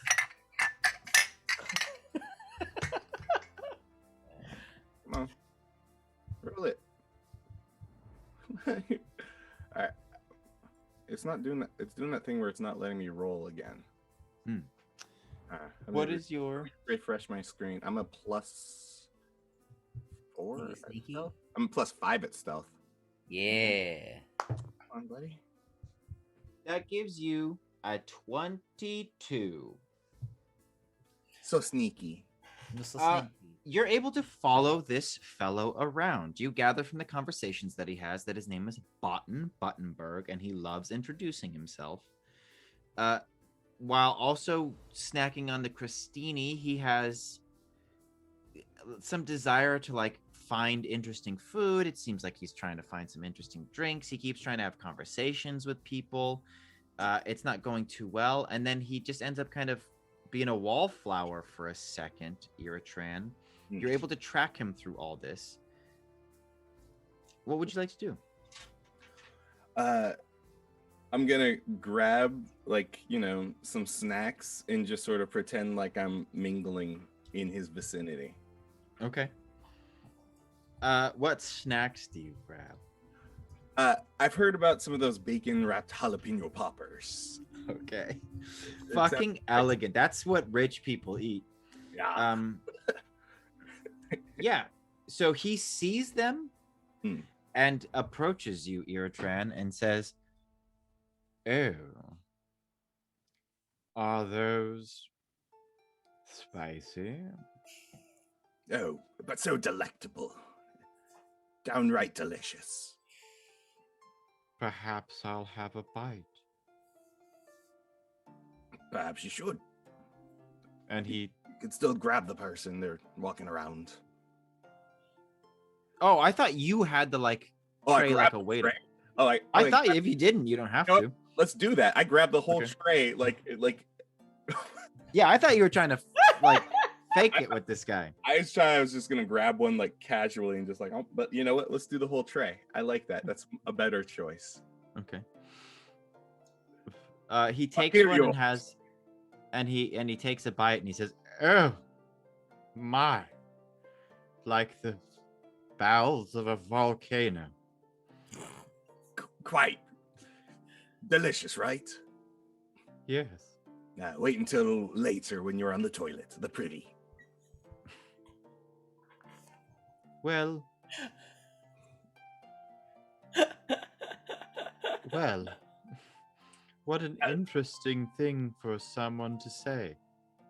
Do you often find that these delicatessen, these hors d'oeuvres give you stomach problems? Oh, who says it's a problem? I'm actually quite keen on him. You enjoy doing that heinous act? Ah, yes. We call it fire stomach where I'm from. Wow. Where exactly are you from? I've never heard an accent quite like yours. There's not many accents like mine, because it keeps changing, you see. No, I come from the land down under. What an interesting fellow you are. Ertain, roll insight. I came back. 6. He just seems like a dude. But I know. I saw him get possessed. Right. All right. Yeah, sir. well, talk that situation through me. Yeah, okay. What else happened during that? Well, I'm gonna go ahead and keep offering him more. Believe me, the more you have, the better the fire. Okay. Yeah, he eats it. Yeah. No, I guess like you saw him get possessed. Mm-hmm. And he also waved to you and knew you. Oh, he knows me? I thought he was just coming over for the snacks. No, when you saw him get possessed, like there was obviously recognition in his face. I guess I'm saying, like, even though you didn't roll great on insight, what you do know about this thing is it talked to you, it knew what you look like. He doesn't seem to be doing any of that. Okay. Sir, if I may, you seem as if you're a little under the weather. Well, I was out of sorts a bit earlier, I will admit, but since arriving at the party, I found that my spirits have lifted. Perhaps you've noticed that I'm jubilant? Oh, you're radiant even. Perhaps you might need an ale to give you a little more shine. A wonderful idea. Yeah. In fact, I'll join you. I put down the tray and I grab him by the shoulder, and then we're gonna walk over to the bar together. Okay. Yeah, you cross over into the bar with Buttenberg under your arm. Argus, just give me an idea of how you go about trying to find your friends. Okay, so I've got all my glasses, my vest, and like, I first start looking at normal height level, like just looking for Triss, because that would make sense. And then realizing that Naomi is shorter, I literally get on my knees and start walking around the party on my knees looking for Naomi. Okay. Like just waddling through the crowd. Excuse me. I'm sorry. Sorry, excuse me. Naomi, what would you have done when you opened the door and saw those guards? Oh yeah, so I like little minor illusion, like big old bejeweled like pimp cup in one hand, and I go, guards! Some cut purse has been set loose among the guests and is robbing them blind. Attend to it at once, you lazy good-for-nothings. Argus, you see guards now streaming out from where you originally saw the stage door and entering into... They're not causing a scene by any means, but they are now starting to mingle with the guests and keep an eye on things, and they seem to have left from an area near the stage door. Oh, good. Stage door. I could put down these fucking cups. Okay, here we go. So I start making my way towards the stage. Never gonna door. happen, dude. Let it go. Naomi, you hear the clinking of Argus's approach, and he enters out of the crowd, and the two of you are now standing next to the stage door, and the guards door, and the green room door. Oh, Hey, there you are. right. Great. Yeah, Nice what have you meeting been you. doing? I've been carrying these glasses around looking for you. Can I use that cup to play with as well? It might be a different tone. Well, I think it just vanishes in like a puff of something, Oh, right? wow. Yeah. My mind must be playing tricks on me. Okay, that makes sense. Hey, Argus is trailing the guy. Oh, no kidding. Yeah. He's over there. Did I you, left him. you found him? Well, yeah, we left. He was there going that way, and he was with him, and I went this way looking for you, or for the Triss girl. Yeah. Okay. Any sign of her or no? All these Okay. rich folks look the same to me. Yeah, boy, they kind of do. Just real quick, in the middle of the table where the guards were playing poker, is there like any cash? Just, lying around. Oh, yeah, it's like Yeah, no, great. they wouldn't have left their cash. They all like separated it out and scooped their pools in and stuffed it into their things. All right. Okay. Okay. Nice Well, try, though. in that case, okay. Well, we should track down Triss and we should go get the big this guy. The guards were saying something about someone stealing stuff, like. Oh yeah, I know. Shameful. You'd think in this kind of crowd, you wouldn't see that kind of behavior, but Be careful about your pockets. Be a little careful. I mean. yeah. Oh yeah, I'm playing it close to the chest. Good for you. Okay. All right, let's go. Okay. As you step out, a person dressed in a long black tunic and long black pants and some thick spectacles walks over and says, are you the greasy gnomes? What did you guys call yourself? I look at Argus. The Are we greased up what? The greased up, yes, the we greased are- up gnomes? We are part of the greased up gnomes. Yes. We just had somebody get sick. Is it okay if we bump you up and have you go on right now? Oh, well, our group isn't complete right now. I look Maybe- over at Naomi for help. Yeah, I could play a little like acoustic set while we're waiting. Perfect. Just something Sure. to get us by until we can get it reorganized. I'll honor your guys' slot, but if you could just give us a little help here. Oh boy. Okay. Sure. Yeah. We don't Yeah, really play dinner music. It's pretty like prog, It's gonna be kinda, like heavy kind of a lot of reverb. You think people will be okay with that? Yeah. Oh, Kind of. yeah. deep. I can pull a deep cut from the catalog though. That's okay. No, nobody Yeah. sat down for the meal yet, so I think that something lively would be Sure, great. yeah. Okay. All right. Lively we could do. Just high tempo. Oh, sure, yeah. Maybe it'll get them dancing. That'd be fun.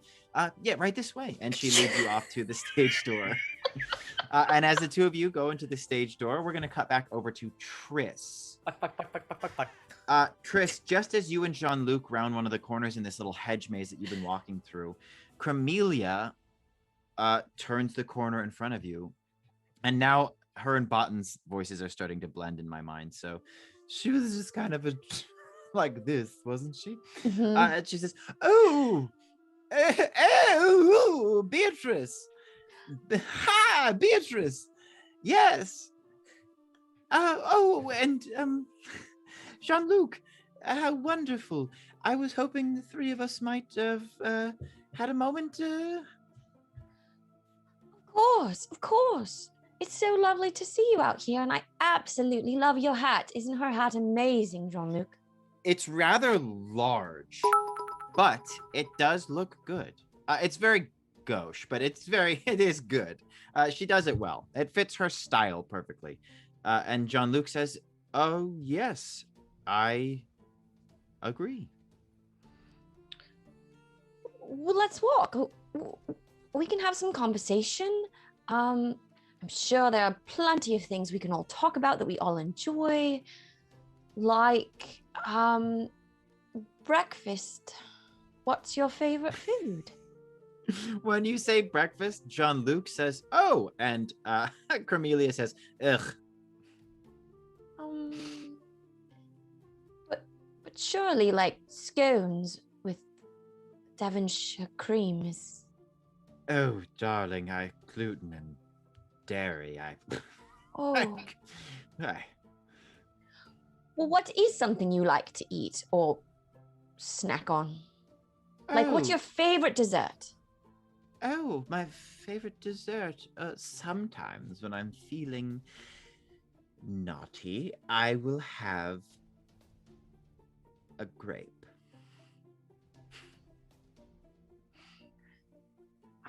Wow, that's very adventurous. And I don't even peel it. It has that nice little pop. Indeed. Well, that's delicious. And they make wine out of grapes, so I'm sure you like wine, correct? Oh, yes, of course. Jean-Luc, do you like wine? I do. I like it a lot. I would love some of it right now. Tell me how you two met. Oh, well, it was at a gathering much like this. Cornelia will jump in there and say, "Oh, Jean-Luc, please. It was a formal gathering that was put together by both of our families, and we were introduced, and then they announced our engagement." But was there romance? There must have been. Did you sneak off, like, under a tree and profess your love to each other? Oh, I suppose we didn't.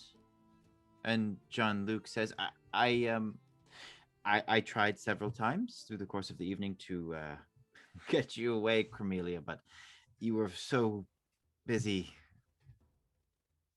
with the news and making sure everyone heard it, and there wasn't much time. In my duties, my public life is very much my private life. Well, I have an idea, and I grab each of their hands. Mm-hmm. Now look at each other. They do? Deeply into each other's eyes, and I would like you each to tell the other person the thing that you love the most about them.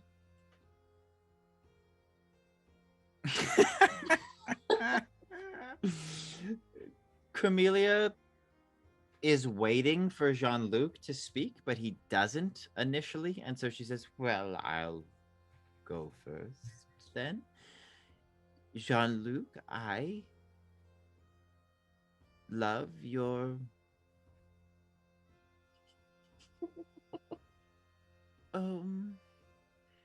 and Jean-Luc says,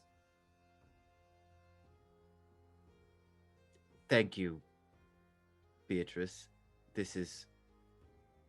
Thank you so much for this." Cornelia, don't stress out over choosing any one thing that you love about me. I'm sure it'll come to you eventually. And she says, "Oh, His, there's got to be something. He's very handsome. It's fashion sense. Your fashion sense, Jean-Luc." Right. Your fashion sense. As a start, what about you? What do you love about Cornelia? Cornelia? Cornelia.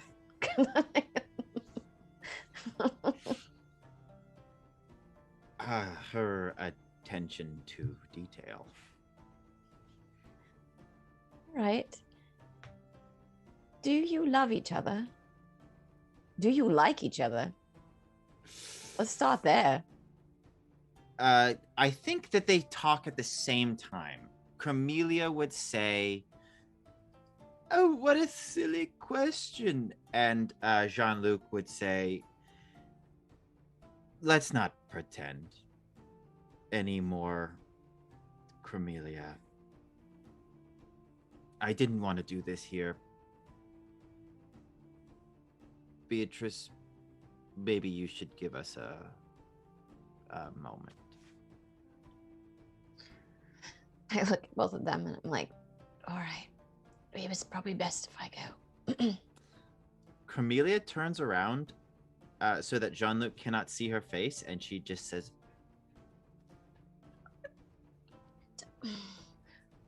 Wait, you want me to say? "What the fuck was that?" Reed, I did all my best tricks. I'm sorry. But really, and I pulled her aside. I'm like, really, deep down in your heart, do you really want to marry him if the only thing you can think to say positive is that he's got good shoes? Just go now. You deserve love. Just remember that. Love is an illusion, you fool. Not. Refuse to believe that. I believe in you. All right, I turn around and walk away.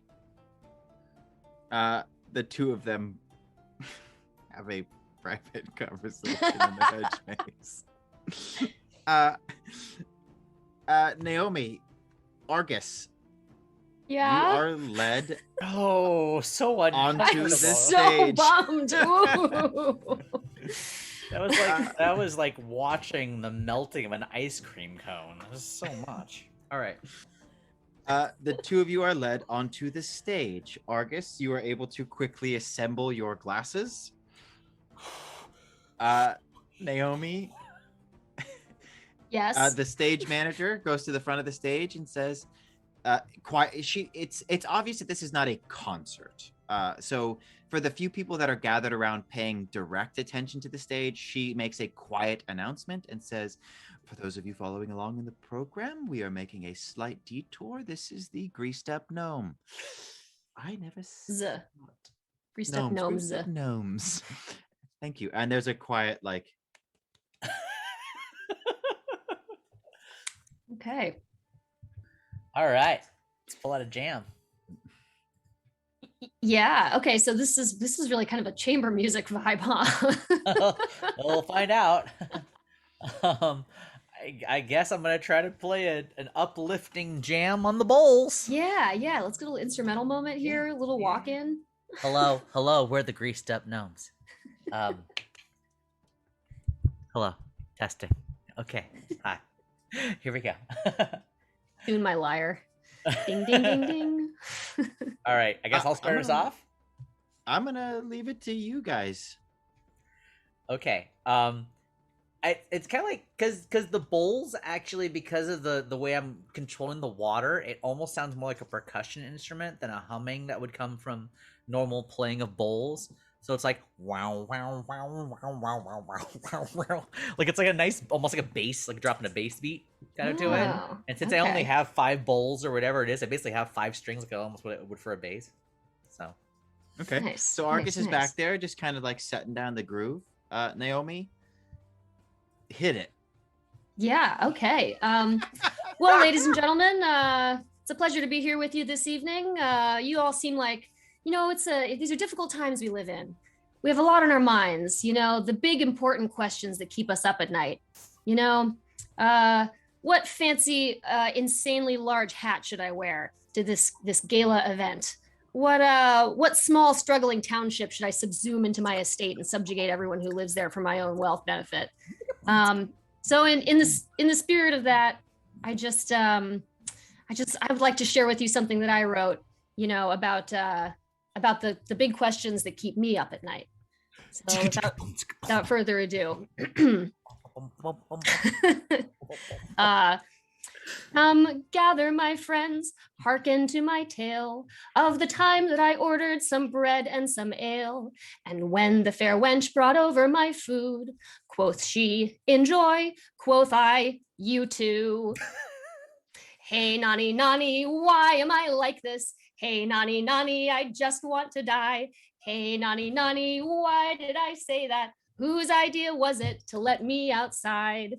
A handsome young gnome once took me to tea. In minutes, I knew that it wasn't to be. In high hopes, he walked me back to my place. He leaned in for a kiss, and I high-fived his face. Hey, nani, nani, why am I like this? Hey, nani, nani, like seriously, why? Hey, nani, nani, why did I do that? Whose idea was it to let me outside? All right, here's the big closer. Ready? Ding, ding, ding, ding, ding. Naomi, they asked me when I came of age, how will you make your mark upon history's page? Will you be a healer, a fighter, a mage? But I like attention, so I took to the stage. Hey, nani, nani, why am I like this? Hey, nani, nani, I just want to die. Hey, nani, nani, what are these choices? Whose idea was it to let me outside? And I blast the water upward at the same time. It almost creates like a little bit of like a rain mist cloud over the audience. Okay. I don't think there's any check necessary. Obviously, that was amazing. So thank you for sharing that tune with us. Word. And thanks for always being a good sport. I think that by the end of your song, several additional people have gathered closer to the stage, and you can hear a little bit of a murmur. There is a sum of like, her pre-song talk sounded a bit pointed, didn't it? Oh, but the song itself was so wonderful. And there's some polite applause, and you actually have done quite a bit. Argus, as you're crossing to the bar, you hear this song. Sorry, not Argus, Eritran. With your hand over Botton's shoulder, you hear this song and find yourself watching their performance with Botten Buttenberg at the bar.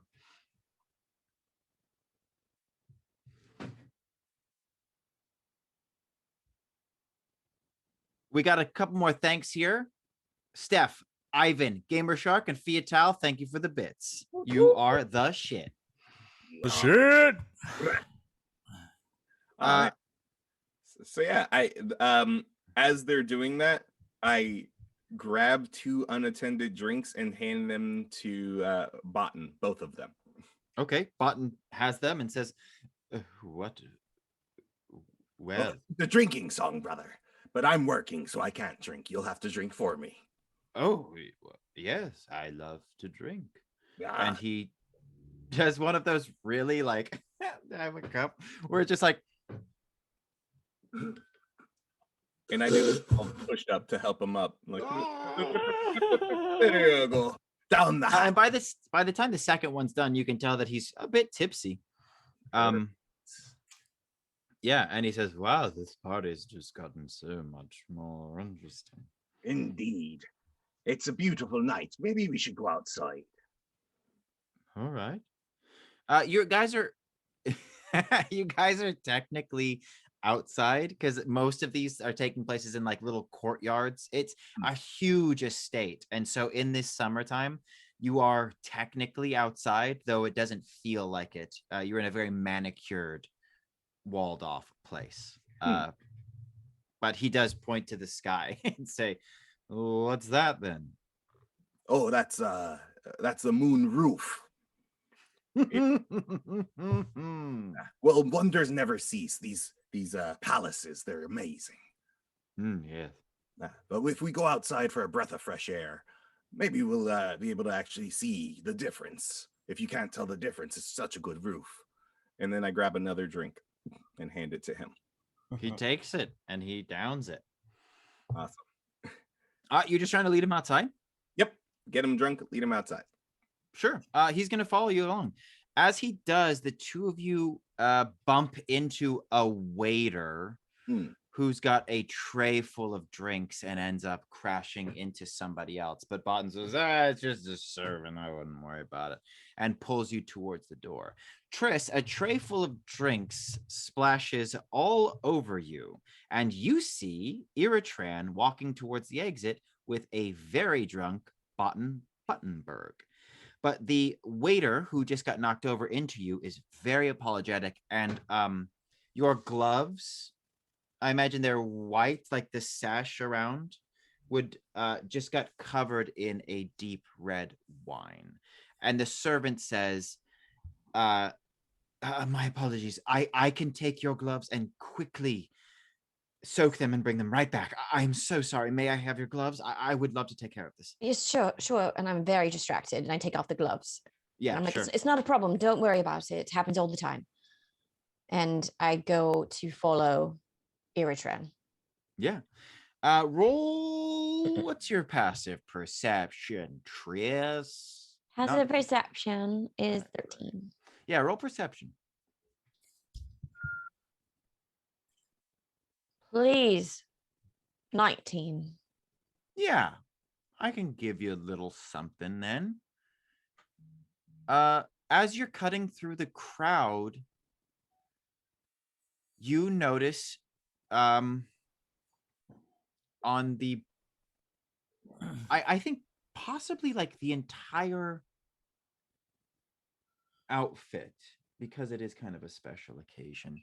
The buttons on the outside of the coat, the vest, and even where there would normally be a cufflink, you catch sight of something that until very recently would have never flagged you. But you can see that these are in fact buttons that have been made from that strange petrified wood that you guys came across outside of Horuskarn in the Hilllands.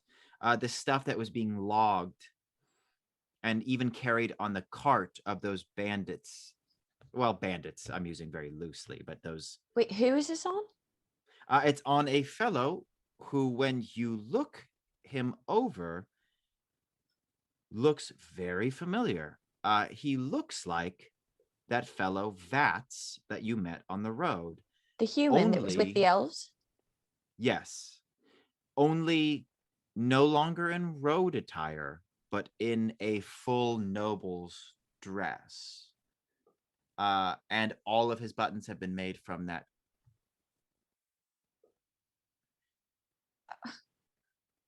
Well, I walk up to him. He's drinking.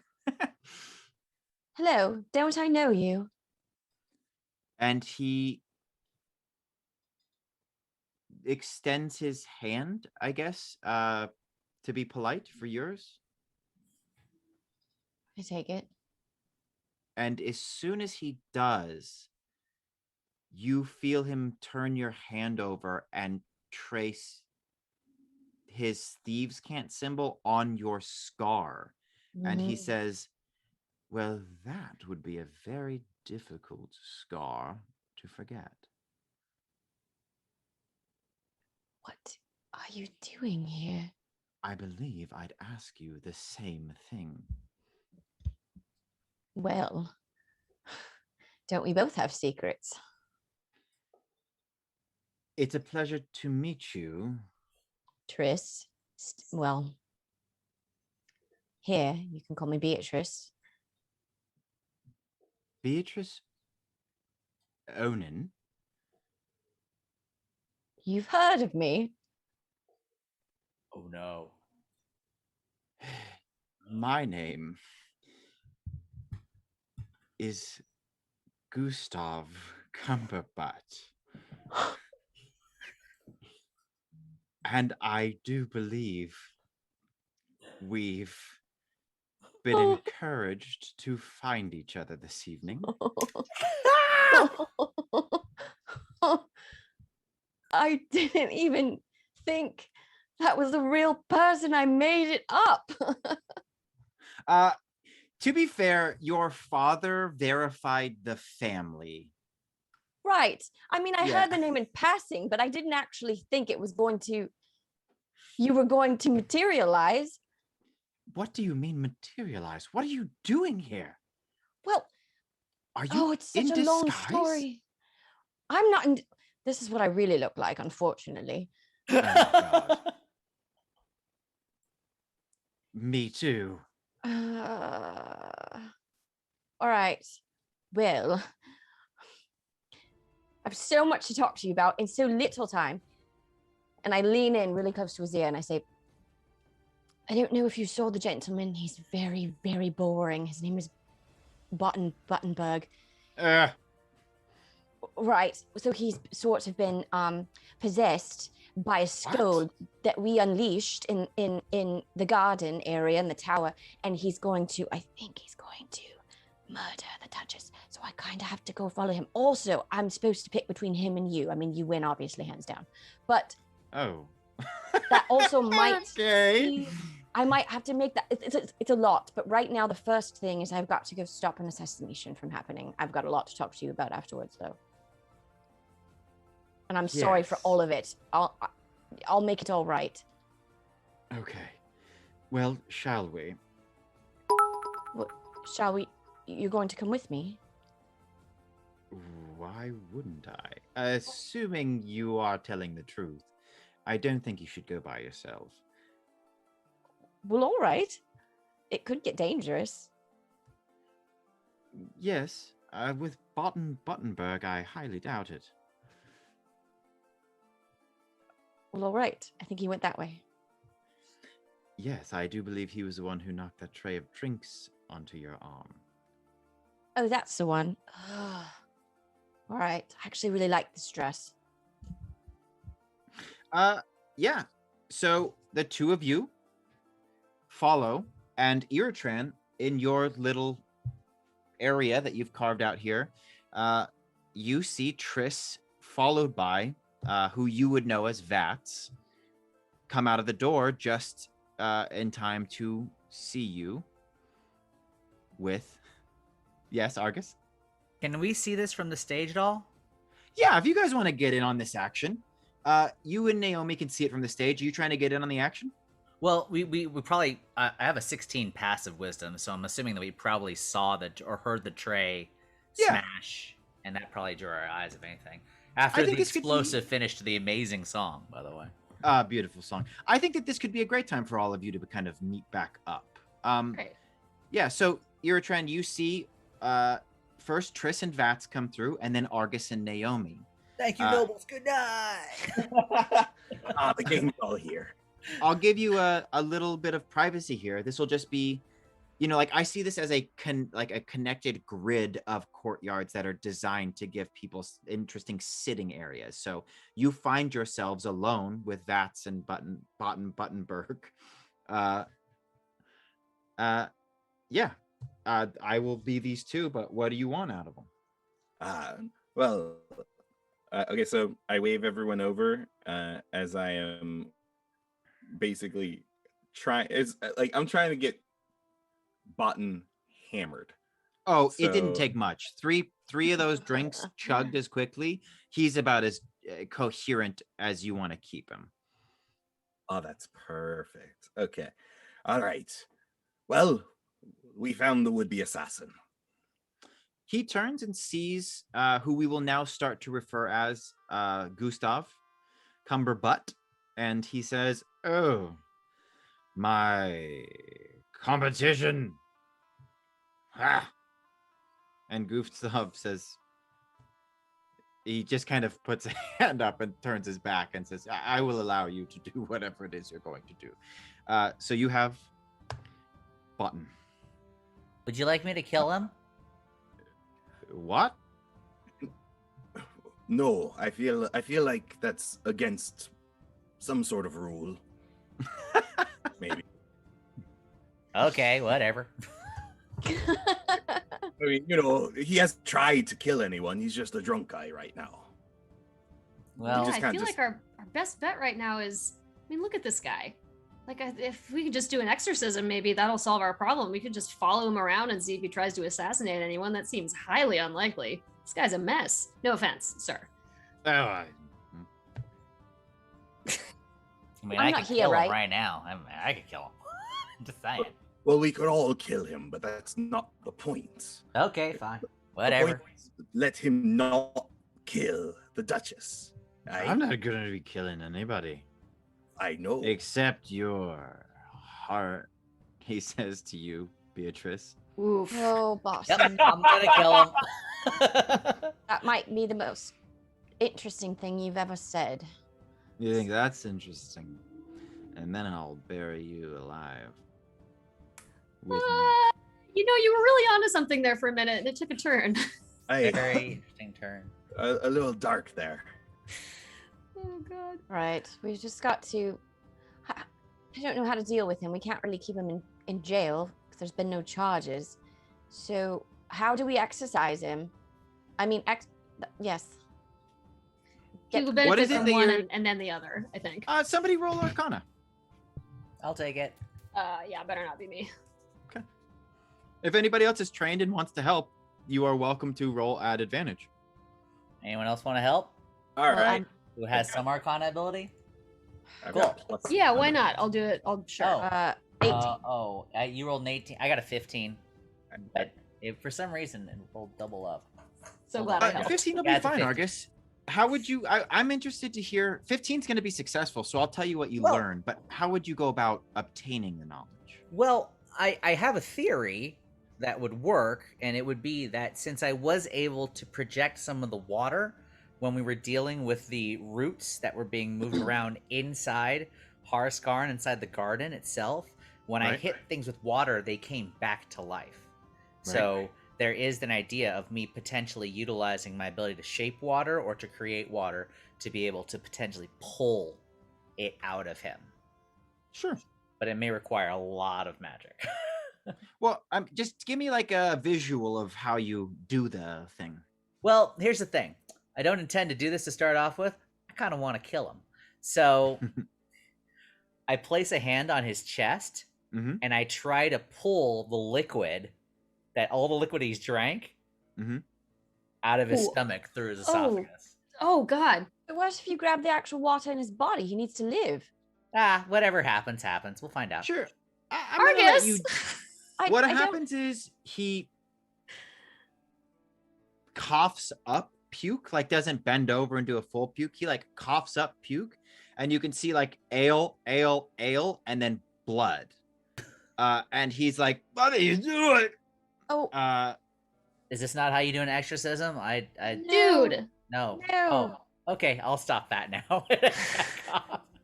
Anybody else have a backup plan? What you do learn while doing this, Argus, is nothing about this. Your spell went off successfully, not fully because you only rolled a 15, but you did enough. That was you pulling that out of him. But none of this felt in any way like the tower or the plants or anything. This doesn't feel the same. This feels like one really drunk person. You got that right. Shut up. Wasn't talking to you. This is a very drunk person, right? Right. Just drunk person. I don't upset. feel anything magical about him. He seems like a drunk, stupid human being. All right. I'm gonna go ahead and grab Button by the face. Ooh. Okay. He kind of What did like you do this morning? waves his hands, but doesn't make any good effort to stop this. What happened to you 4 days ago? That's Do you- when it would have happened, right? Yeah, I think so. Yeah, right. 3 or 4 days, yeah. He's just gonna tell you because you got him drunk, and I think that work is worth it. He says, well, started to feel a bit blue and distracted, and I was finding myself walking around the palace perimeter more than usual. I was very excited by the invite because I knew it would give me an opportunity, but then once I got here, I kind of looked at the mirror inside the hall, and then I felt better. Better. You Mirror felt in the better. Can you show us he this mirror? he just gestures over. There's just a lot of mirrors around in here.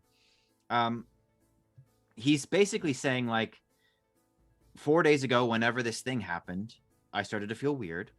And then I found myself acting strangely. But then when I came to here tonight, I looked into one of the mirrors, and he just gestures. You could see several. And he says, Oh. and then I started to feel better. It took a different form. He swapped bodies.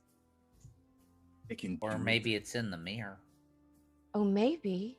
Did you button bag? Did you have any periods of Button blackout? Where forgive me. Did you have any periods of?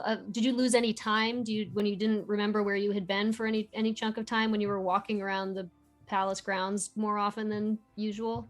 Those 4 days were kind of like right now, if you know what I'm talking about. Okay. So does anyone have detect magic? Is there any way to trace it? Just start rolling perception. You guys know what you're looking for. Well, you don't know exactly what you're looking for, but you're looking for something. I'm just gonna go Alright. look into the mirror, I think. And Yeah, just you can go stare look over into the mirror. Stare into the void a little bit. I I just rolled a 23 perception. I only got 18. Boom. Boom, boom, boom, boom, 14. boom. 15. Okay. The mirror appears to be you guys you've all seen the first Matrix, right? Yes. Yes. You The know what? the scene where Neo touches the mirror and it like the Mm. mirror's got, if that motion had happened and then got frozen, it looks like the mirror has a weird mark in it where the texture's actually been fucked with, but there's no flaming skull there. You're scanning the place looking for strangeness there, Eritran. Beatrice, you're kind of looking around. You do see Jean-Luc actually walking past you towards the front. Yeah. And Gustav's just kind of like following along with. He's now helping drunk Botan. He's kind of taken Eritran's place under Botan's arm, and the two of these guys are just now following you. Yeah. The only person you really see is Jean-Luc. Everybody else is just kind of like nobles and shit. Yeah. Right. And where's the Duchess? Duchess is at a high table. You see that she's actually now standing, and there is the ting ting ting ting ting of a speech kind of being, you know. At this point, if it possesses him, it could just bounce to anyone. Perhaps we should just surround the Duchess. That's what I was thinking. Let's do it. So you don't want me to kill the guy? I feel like he's pretty harmless, except for, you know... All right, our- sure, I'll allow it. like- I just didn't like him. Exactly. Yeah. Okay. You can feel You free guys to just start punch- heading towards the Duchess? Oh, wait. Oh, that doesn't make any... We need a plan. No, I'm not. I'm just trying to make. I'm trying to get like a sense of geography before I start telling you guys what you may or may not see. But if you're just Okay. starting to like head towards the Duchess, it'll put you in her It orbit. could- I can tell you what you might it's- see. This could be anybody at this point. We should just get towards the Duchess. Okay, Right. yeah. Sure. You I think actually I'll do a quick I'll do a quick disguise self as like a cater waiter situation, whatever the servers are walking around wearing. One of those, and then just walk around with a pitcher and just kind of hover. Yeah, up by her. Yeah. You're actually able to get up by her. As she stands and there is the ting ting ting ting ting of a speech, there's a lot of people turning around looking for glasses so that they can raise them. There's a bit of a commotion. So Naomi, you find it easy to just kind of blend in with the crowd and make it up near the high table. Positions, the rest of you. I should say, Beatrice, on your way, you can see that you're kind of taking the same path Jean-Luc was as people are now going towards the stage. So we got Naomi going up to the stage. What are the rest of you doing? So is there like a walkway up to the stage, like stairs up to the stage? Yeah, I see it as, I'm calling it a stage because that is what is functioning as. I see it more as like several dais. different tiers. Yeah, like a dais.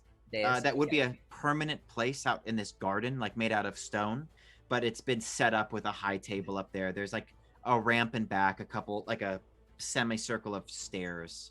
I'm gonna kinda take a space in the middle of the stairs so I can survey the crowd from below as with a good like perspective. Okay, yeah, you kind of blend in as everybody starts to make their way towards when the Duchess speaks, everybody listens. So you guys have some opportunity here to not need to roll stealth unless you're trying to swing from the chandelier. Eritran? I'm basically just sort of keeping an eye out for anybody who's looking, I don't know, like flaming Scully. Nobody is a flaming skull. Where do you want to be? Off to stage right of the Duchess, so I guess the left of the crowd. Okay. Like if you're facing the stage, off Sure. to the left. Just nearby on that side. Okay. And Triss? I think I'm working my way towards the Duchess to take an audience with her. To Okay. thank her for the party. And Sure. Last question before things start to unfold. What do you want Gustav and Botan to be doing? They are NPCs that you can kind of place where you'd like. Gustav's handling Botan. he is. Gustav, do you mind keeping an eye on him just for a little bit? I wouldn't mind at all. Thank you so much. I know this is all weird. It seems like an elaborate way to perhaps get out of your responsibility, but I understand completely. You have no idea. I appreciate it. And maybe, well, if he's really drunk, we probably don't want him. Will? Do we want him as a distraction? I don't know. He just goes, yep. So maybe stick close. Okay. Yeah. So you now see Jean-Luc threading through the crowd, just a few paces ahead of you, Beatrice, almost creating a path for you. And the Duchess has now stood and been handed a glass. I think it would be great if she was handed a glass by Naomi. And she takes the glass from Naomi without even looking, you know. And she raises it and she says, the Duchess, I gotta do a Duchess voice. Here you go. Reach down deep. Reach deep, man. I just wanted to say to everyone who has joined us here this evening that we are very, very pleased to have all of you in attendance. While this is a slightly informal gathering at the beginning of summer, I would like to say that I've had an opportunity to speak to the Baroness, and she nods, Triss, and you can see that she's actually nodding towards your mother. And she says, while I was going to fill this time with some useless pleasantries and small talk, and the nobles, of course, giggle at the joke, she says, we've actually got some exciting news. Beatrice, and everybody starts looking around the crowd. Beatrice, don't be shy. I know that we don't know each other very well, but I look forward to changing that. Beatrice? Yes, I'm here. Ah, please, come. And she beckons to you. You actually overtake Jean-Luc, who has stopped at the edge, and you can see that he's holding a cane that he didn't have when he was talking earlier. But when you pass him, he doesn't look. He doesn't. And she calls up to you. And as you're climbing the stage, you can actually see Cremelia leaving through one of the doors that go to the outer courtyards, kind of covering her face with a handkerchief.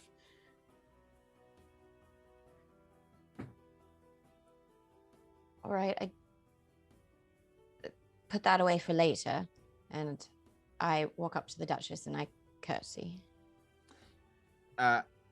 She does a very subtle curtsy in return that is befitting a very high-ranking royal, but she does show you the respect. And she says, now, Beatrice, your mother tells me that you've got some very exciting news. And I thought, since we are all here, gathered together, that you might want to share. Right. As everyone knows, I'm coming on the age of where I need to find a partner to settle down with. And luckily for me, I've been presented with two incredible options. And I look over to Barton. And he goes like this.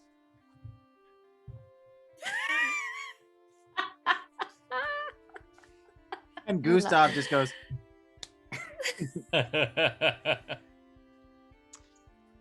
And while it is so tempting to settle down with Barton, and I look at Gustav, and I'm like, I'm so sorry. I have decided what. Pause. everybody roll initiative. And I do think that this is vital, that this moment that I'm freezing in time comes on the tail of Beatrice saying, I have decided. Give me your initiative numbers, please. 16. 12. 22. Wow, Argus. Came through at the 18. That's what we do. Also 22. Yeah. Damn. Eritran. Okay, I'm gonna give Eritran first. What were the ladies? Who had the 16? Me. Okay. And then it was you coming in last there, Beatrice? Yes, with a 12. That makes sense, though. Yeah, I'm a little bit distracted. You are talking. Okay, I rolled a 15, but I'm going to slot into the end of the order, but I am going to give myself a surprise round at the top, which will set the stage for what comes after. So, just going to write something here. Leave none alive. Murder all. Actually, we'll pulled out Astrid. I pulled out the real dice for this. Beatrice, you see. Oh no.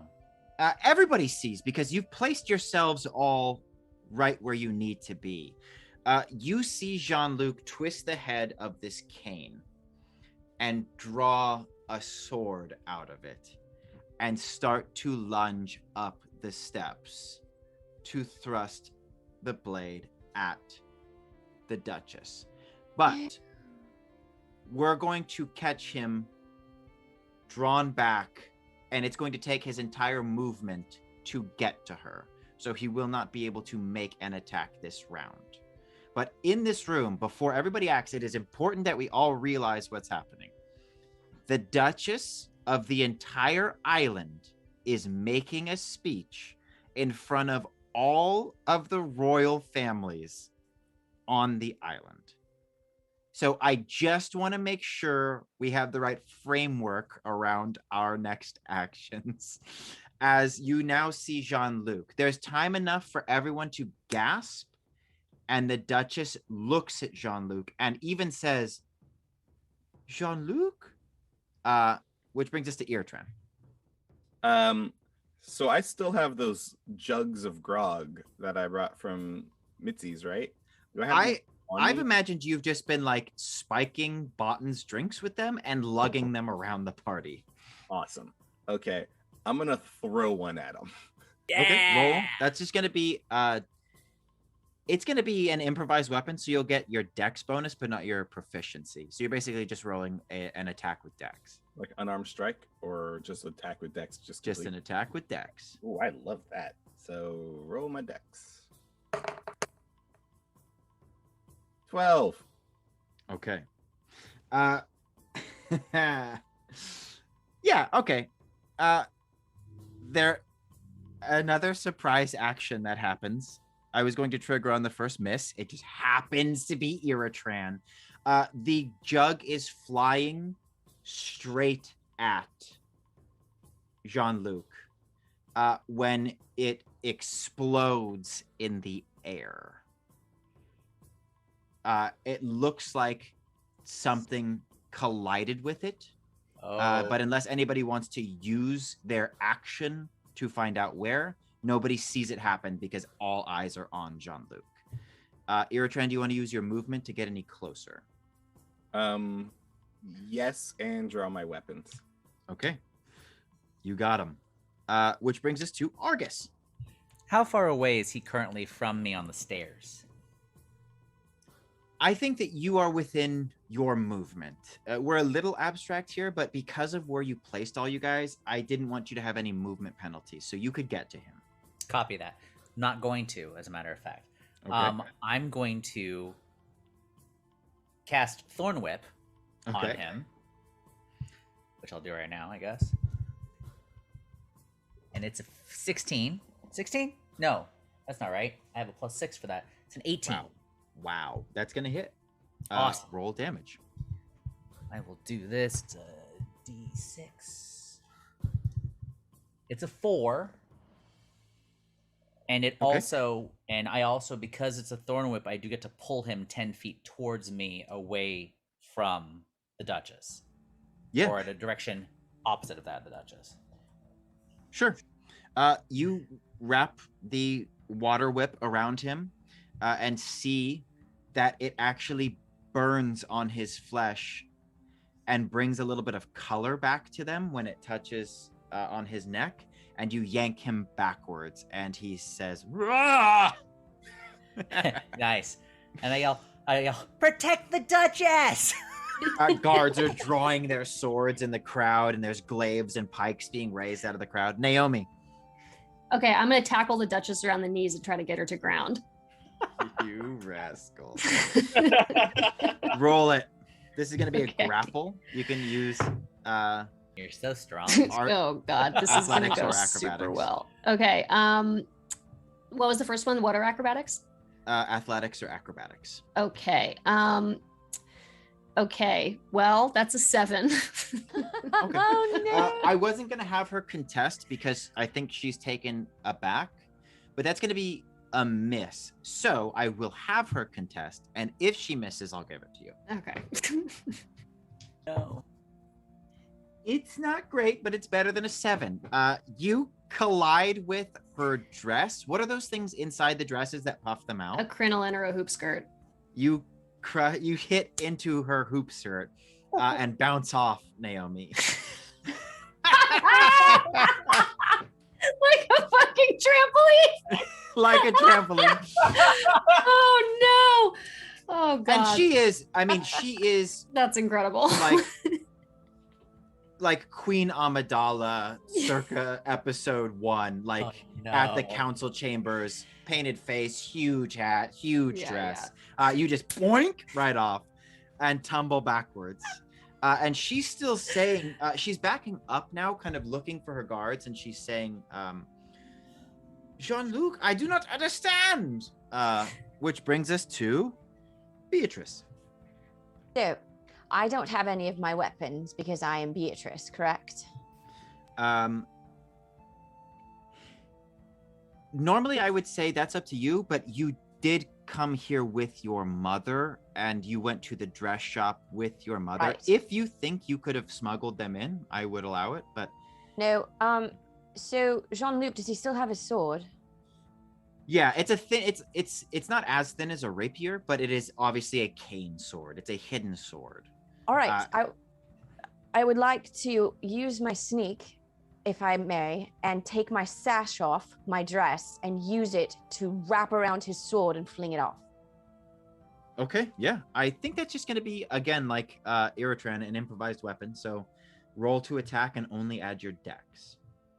Which weapon do I use? Unarmed strike? No. No, you just roll a d20 and add dex.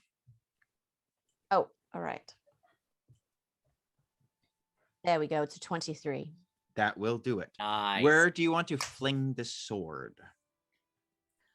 Well, I think I'm going to come up behind and to his right, wrap it, and I will fling it. Ooh. Well, I'm going to make sure that there's nobody behind me, and I'm going to fling it towards the drapes. Hopefully it gets stuck in them. Yeah, you rolled a 20 something. So that if you rolled a 1, maybe I'd trick you, but that's not a trick. Yeah, you just fling this. I didn't know if you were trying to catch it or what. Yeah, so the sword goes flying and sticks into the wall in the drapes. And the Duchess says, "My finery." Which brings us to is there anything else you want to do, Beatrice? You have movement and then free action to talk if you want. Right. I just want to look at him and say, Jean-Luc, you can fight whatever's in there. Think of the dogs. Okay. Think of the beagles.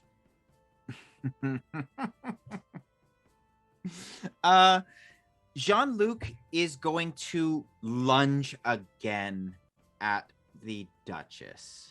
But the guards that you all alerted who just were in the crowd with their swords, it happens very fast.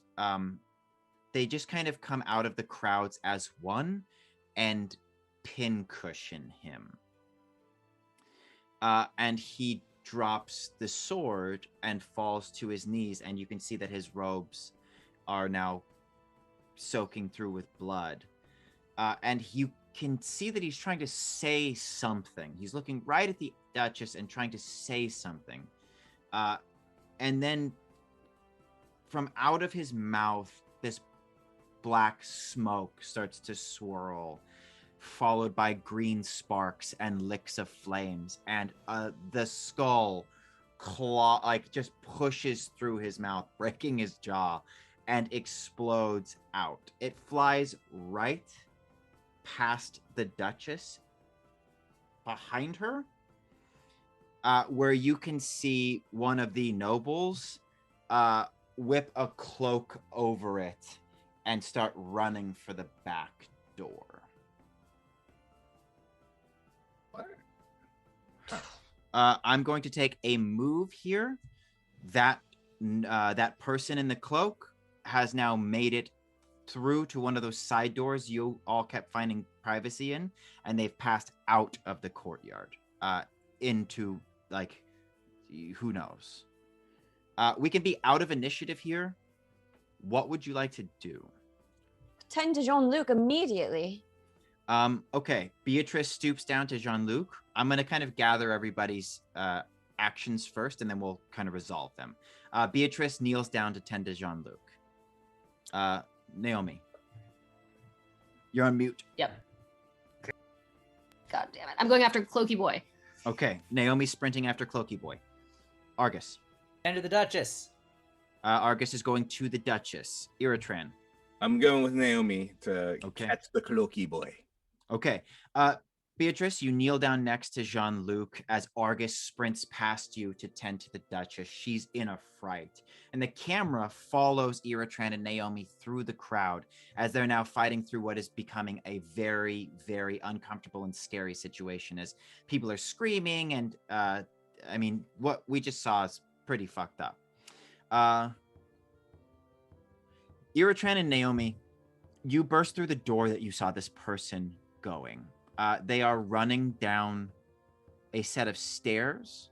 You can see that you're in a rear courtyard. This is not attached to the party area. It actually leads up to the wall, which circles the back of the palace. And you can see the mountains that everybody talks about behind. Okay. The person has stripped off the robe and wrapped the skull in it and is carrying it over their back like a parcel. And when they turn to see if they're being followed, you can clearly see that it is Eston.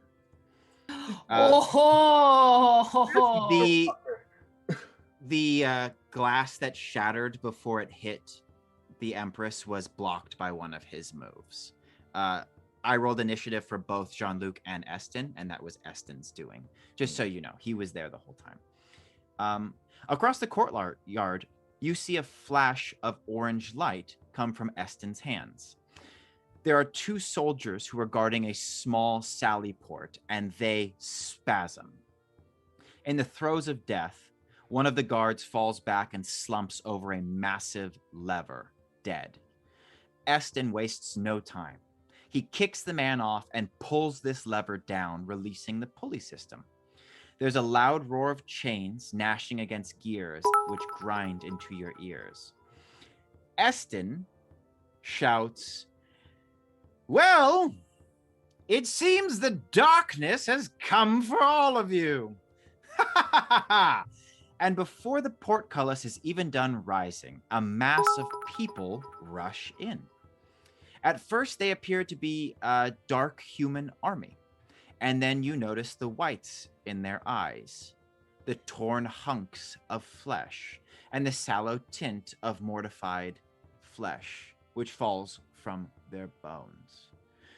All their loose bits are held together by a cloud of darkness. A small troop of soldiers, the guards who have followed you out, Ertain and Naomi, they rush in to meet them, and they cut into the first of these runners. One of them you recognize, Ertain, as the gravedigger that you met outside of town. His corpse cries out as the soldier's sword carves into his skull, and the cloud of darkness that was over him dissipates, leaving nothing but a dead body behind. Some of the nobles have rushed in too. The scene's getting rather chaotic. And they actually cry in celebration as the guards take down the first wave. But that quickly stops as that troop of guards is just overwhelmed. There's just too many of these shadow zombies. It's like a black wave crashes over them and just starts tearing them apart. Well, I don't want any of that. It actually looks like an entire graveyard must have been summoned because they just are tearing through the crowd now. And there's cries of dying soldiers echoing through the courtyard. There's servers now just ditching their trays. Musicians are running back out through that side door, trying to barricade themselves into the green room. There's nobles who were armed with ornamental blades, but they're actually just throwing them aside in fear and taking off. And everyone is screaming now as the black wave crashes over the celebration, and all they can do is run for their lives. Blackout.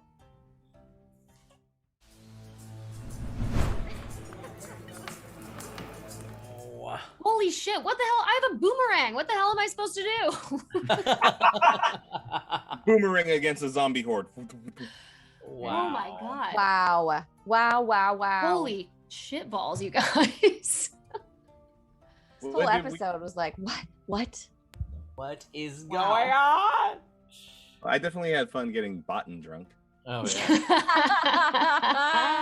At least we He's stopped. still at least drunk, we stopped, too. At least we stopped Jean-Luc from assassinating the Duchess. Yeah, Yeah. hopefully he lives. Oof. Let's see Nope. if he lives. He literally Dang. said pin cushioned. I'm like, The word was pin cushion. Yeah. Yikes. What was the word that Bodden couldn't say? Was it delicacies? Yeah, yeah. Delicate. That was really Delicata. Oh. well, Wow. All right. Well, thanks everybody so much for watching. Thanks for the hype trains, for the bits, for all the dope shit you were doing during. Thank you for chat, being tuned in and just having a good time with us, because we did have a great time. Thanks who? Rune. Thank you for the sub. Rune came. Yay. Thanks, Rune. Familiar face there. Yes.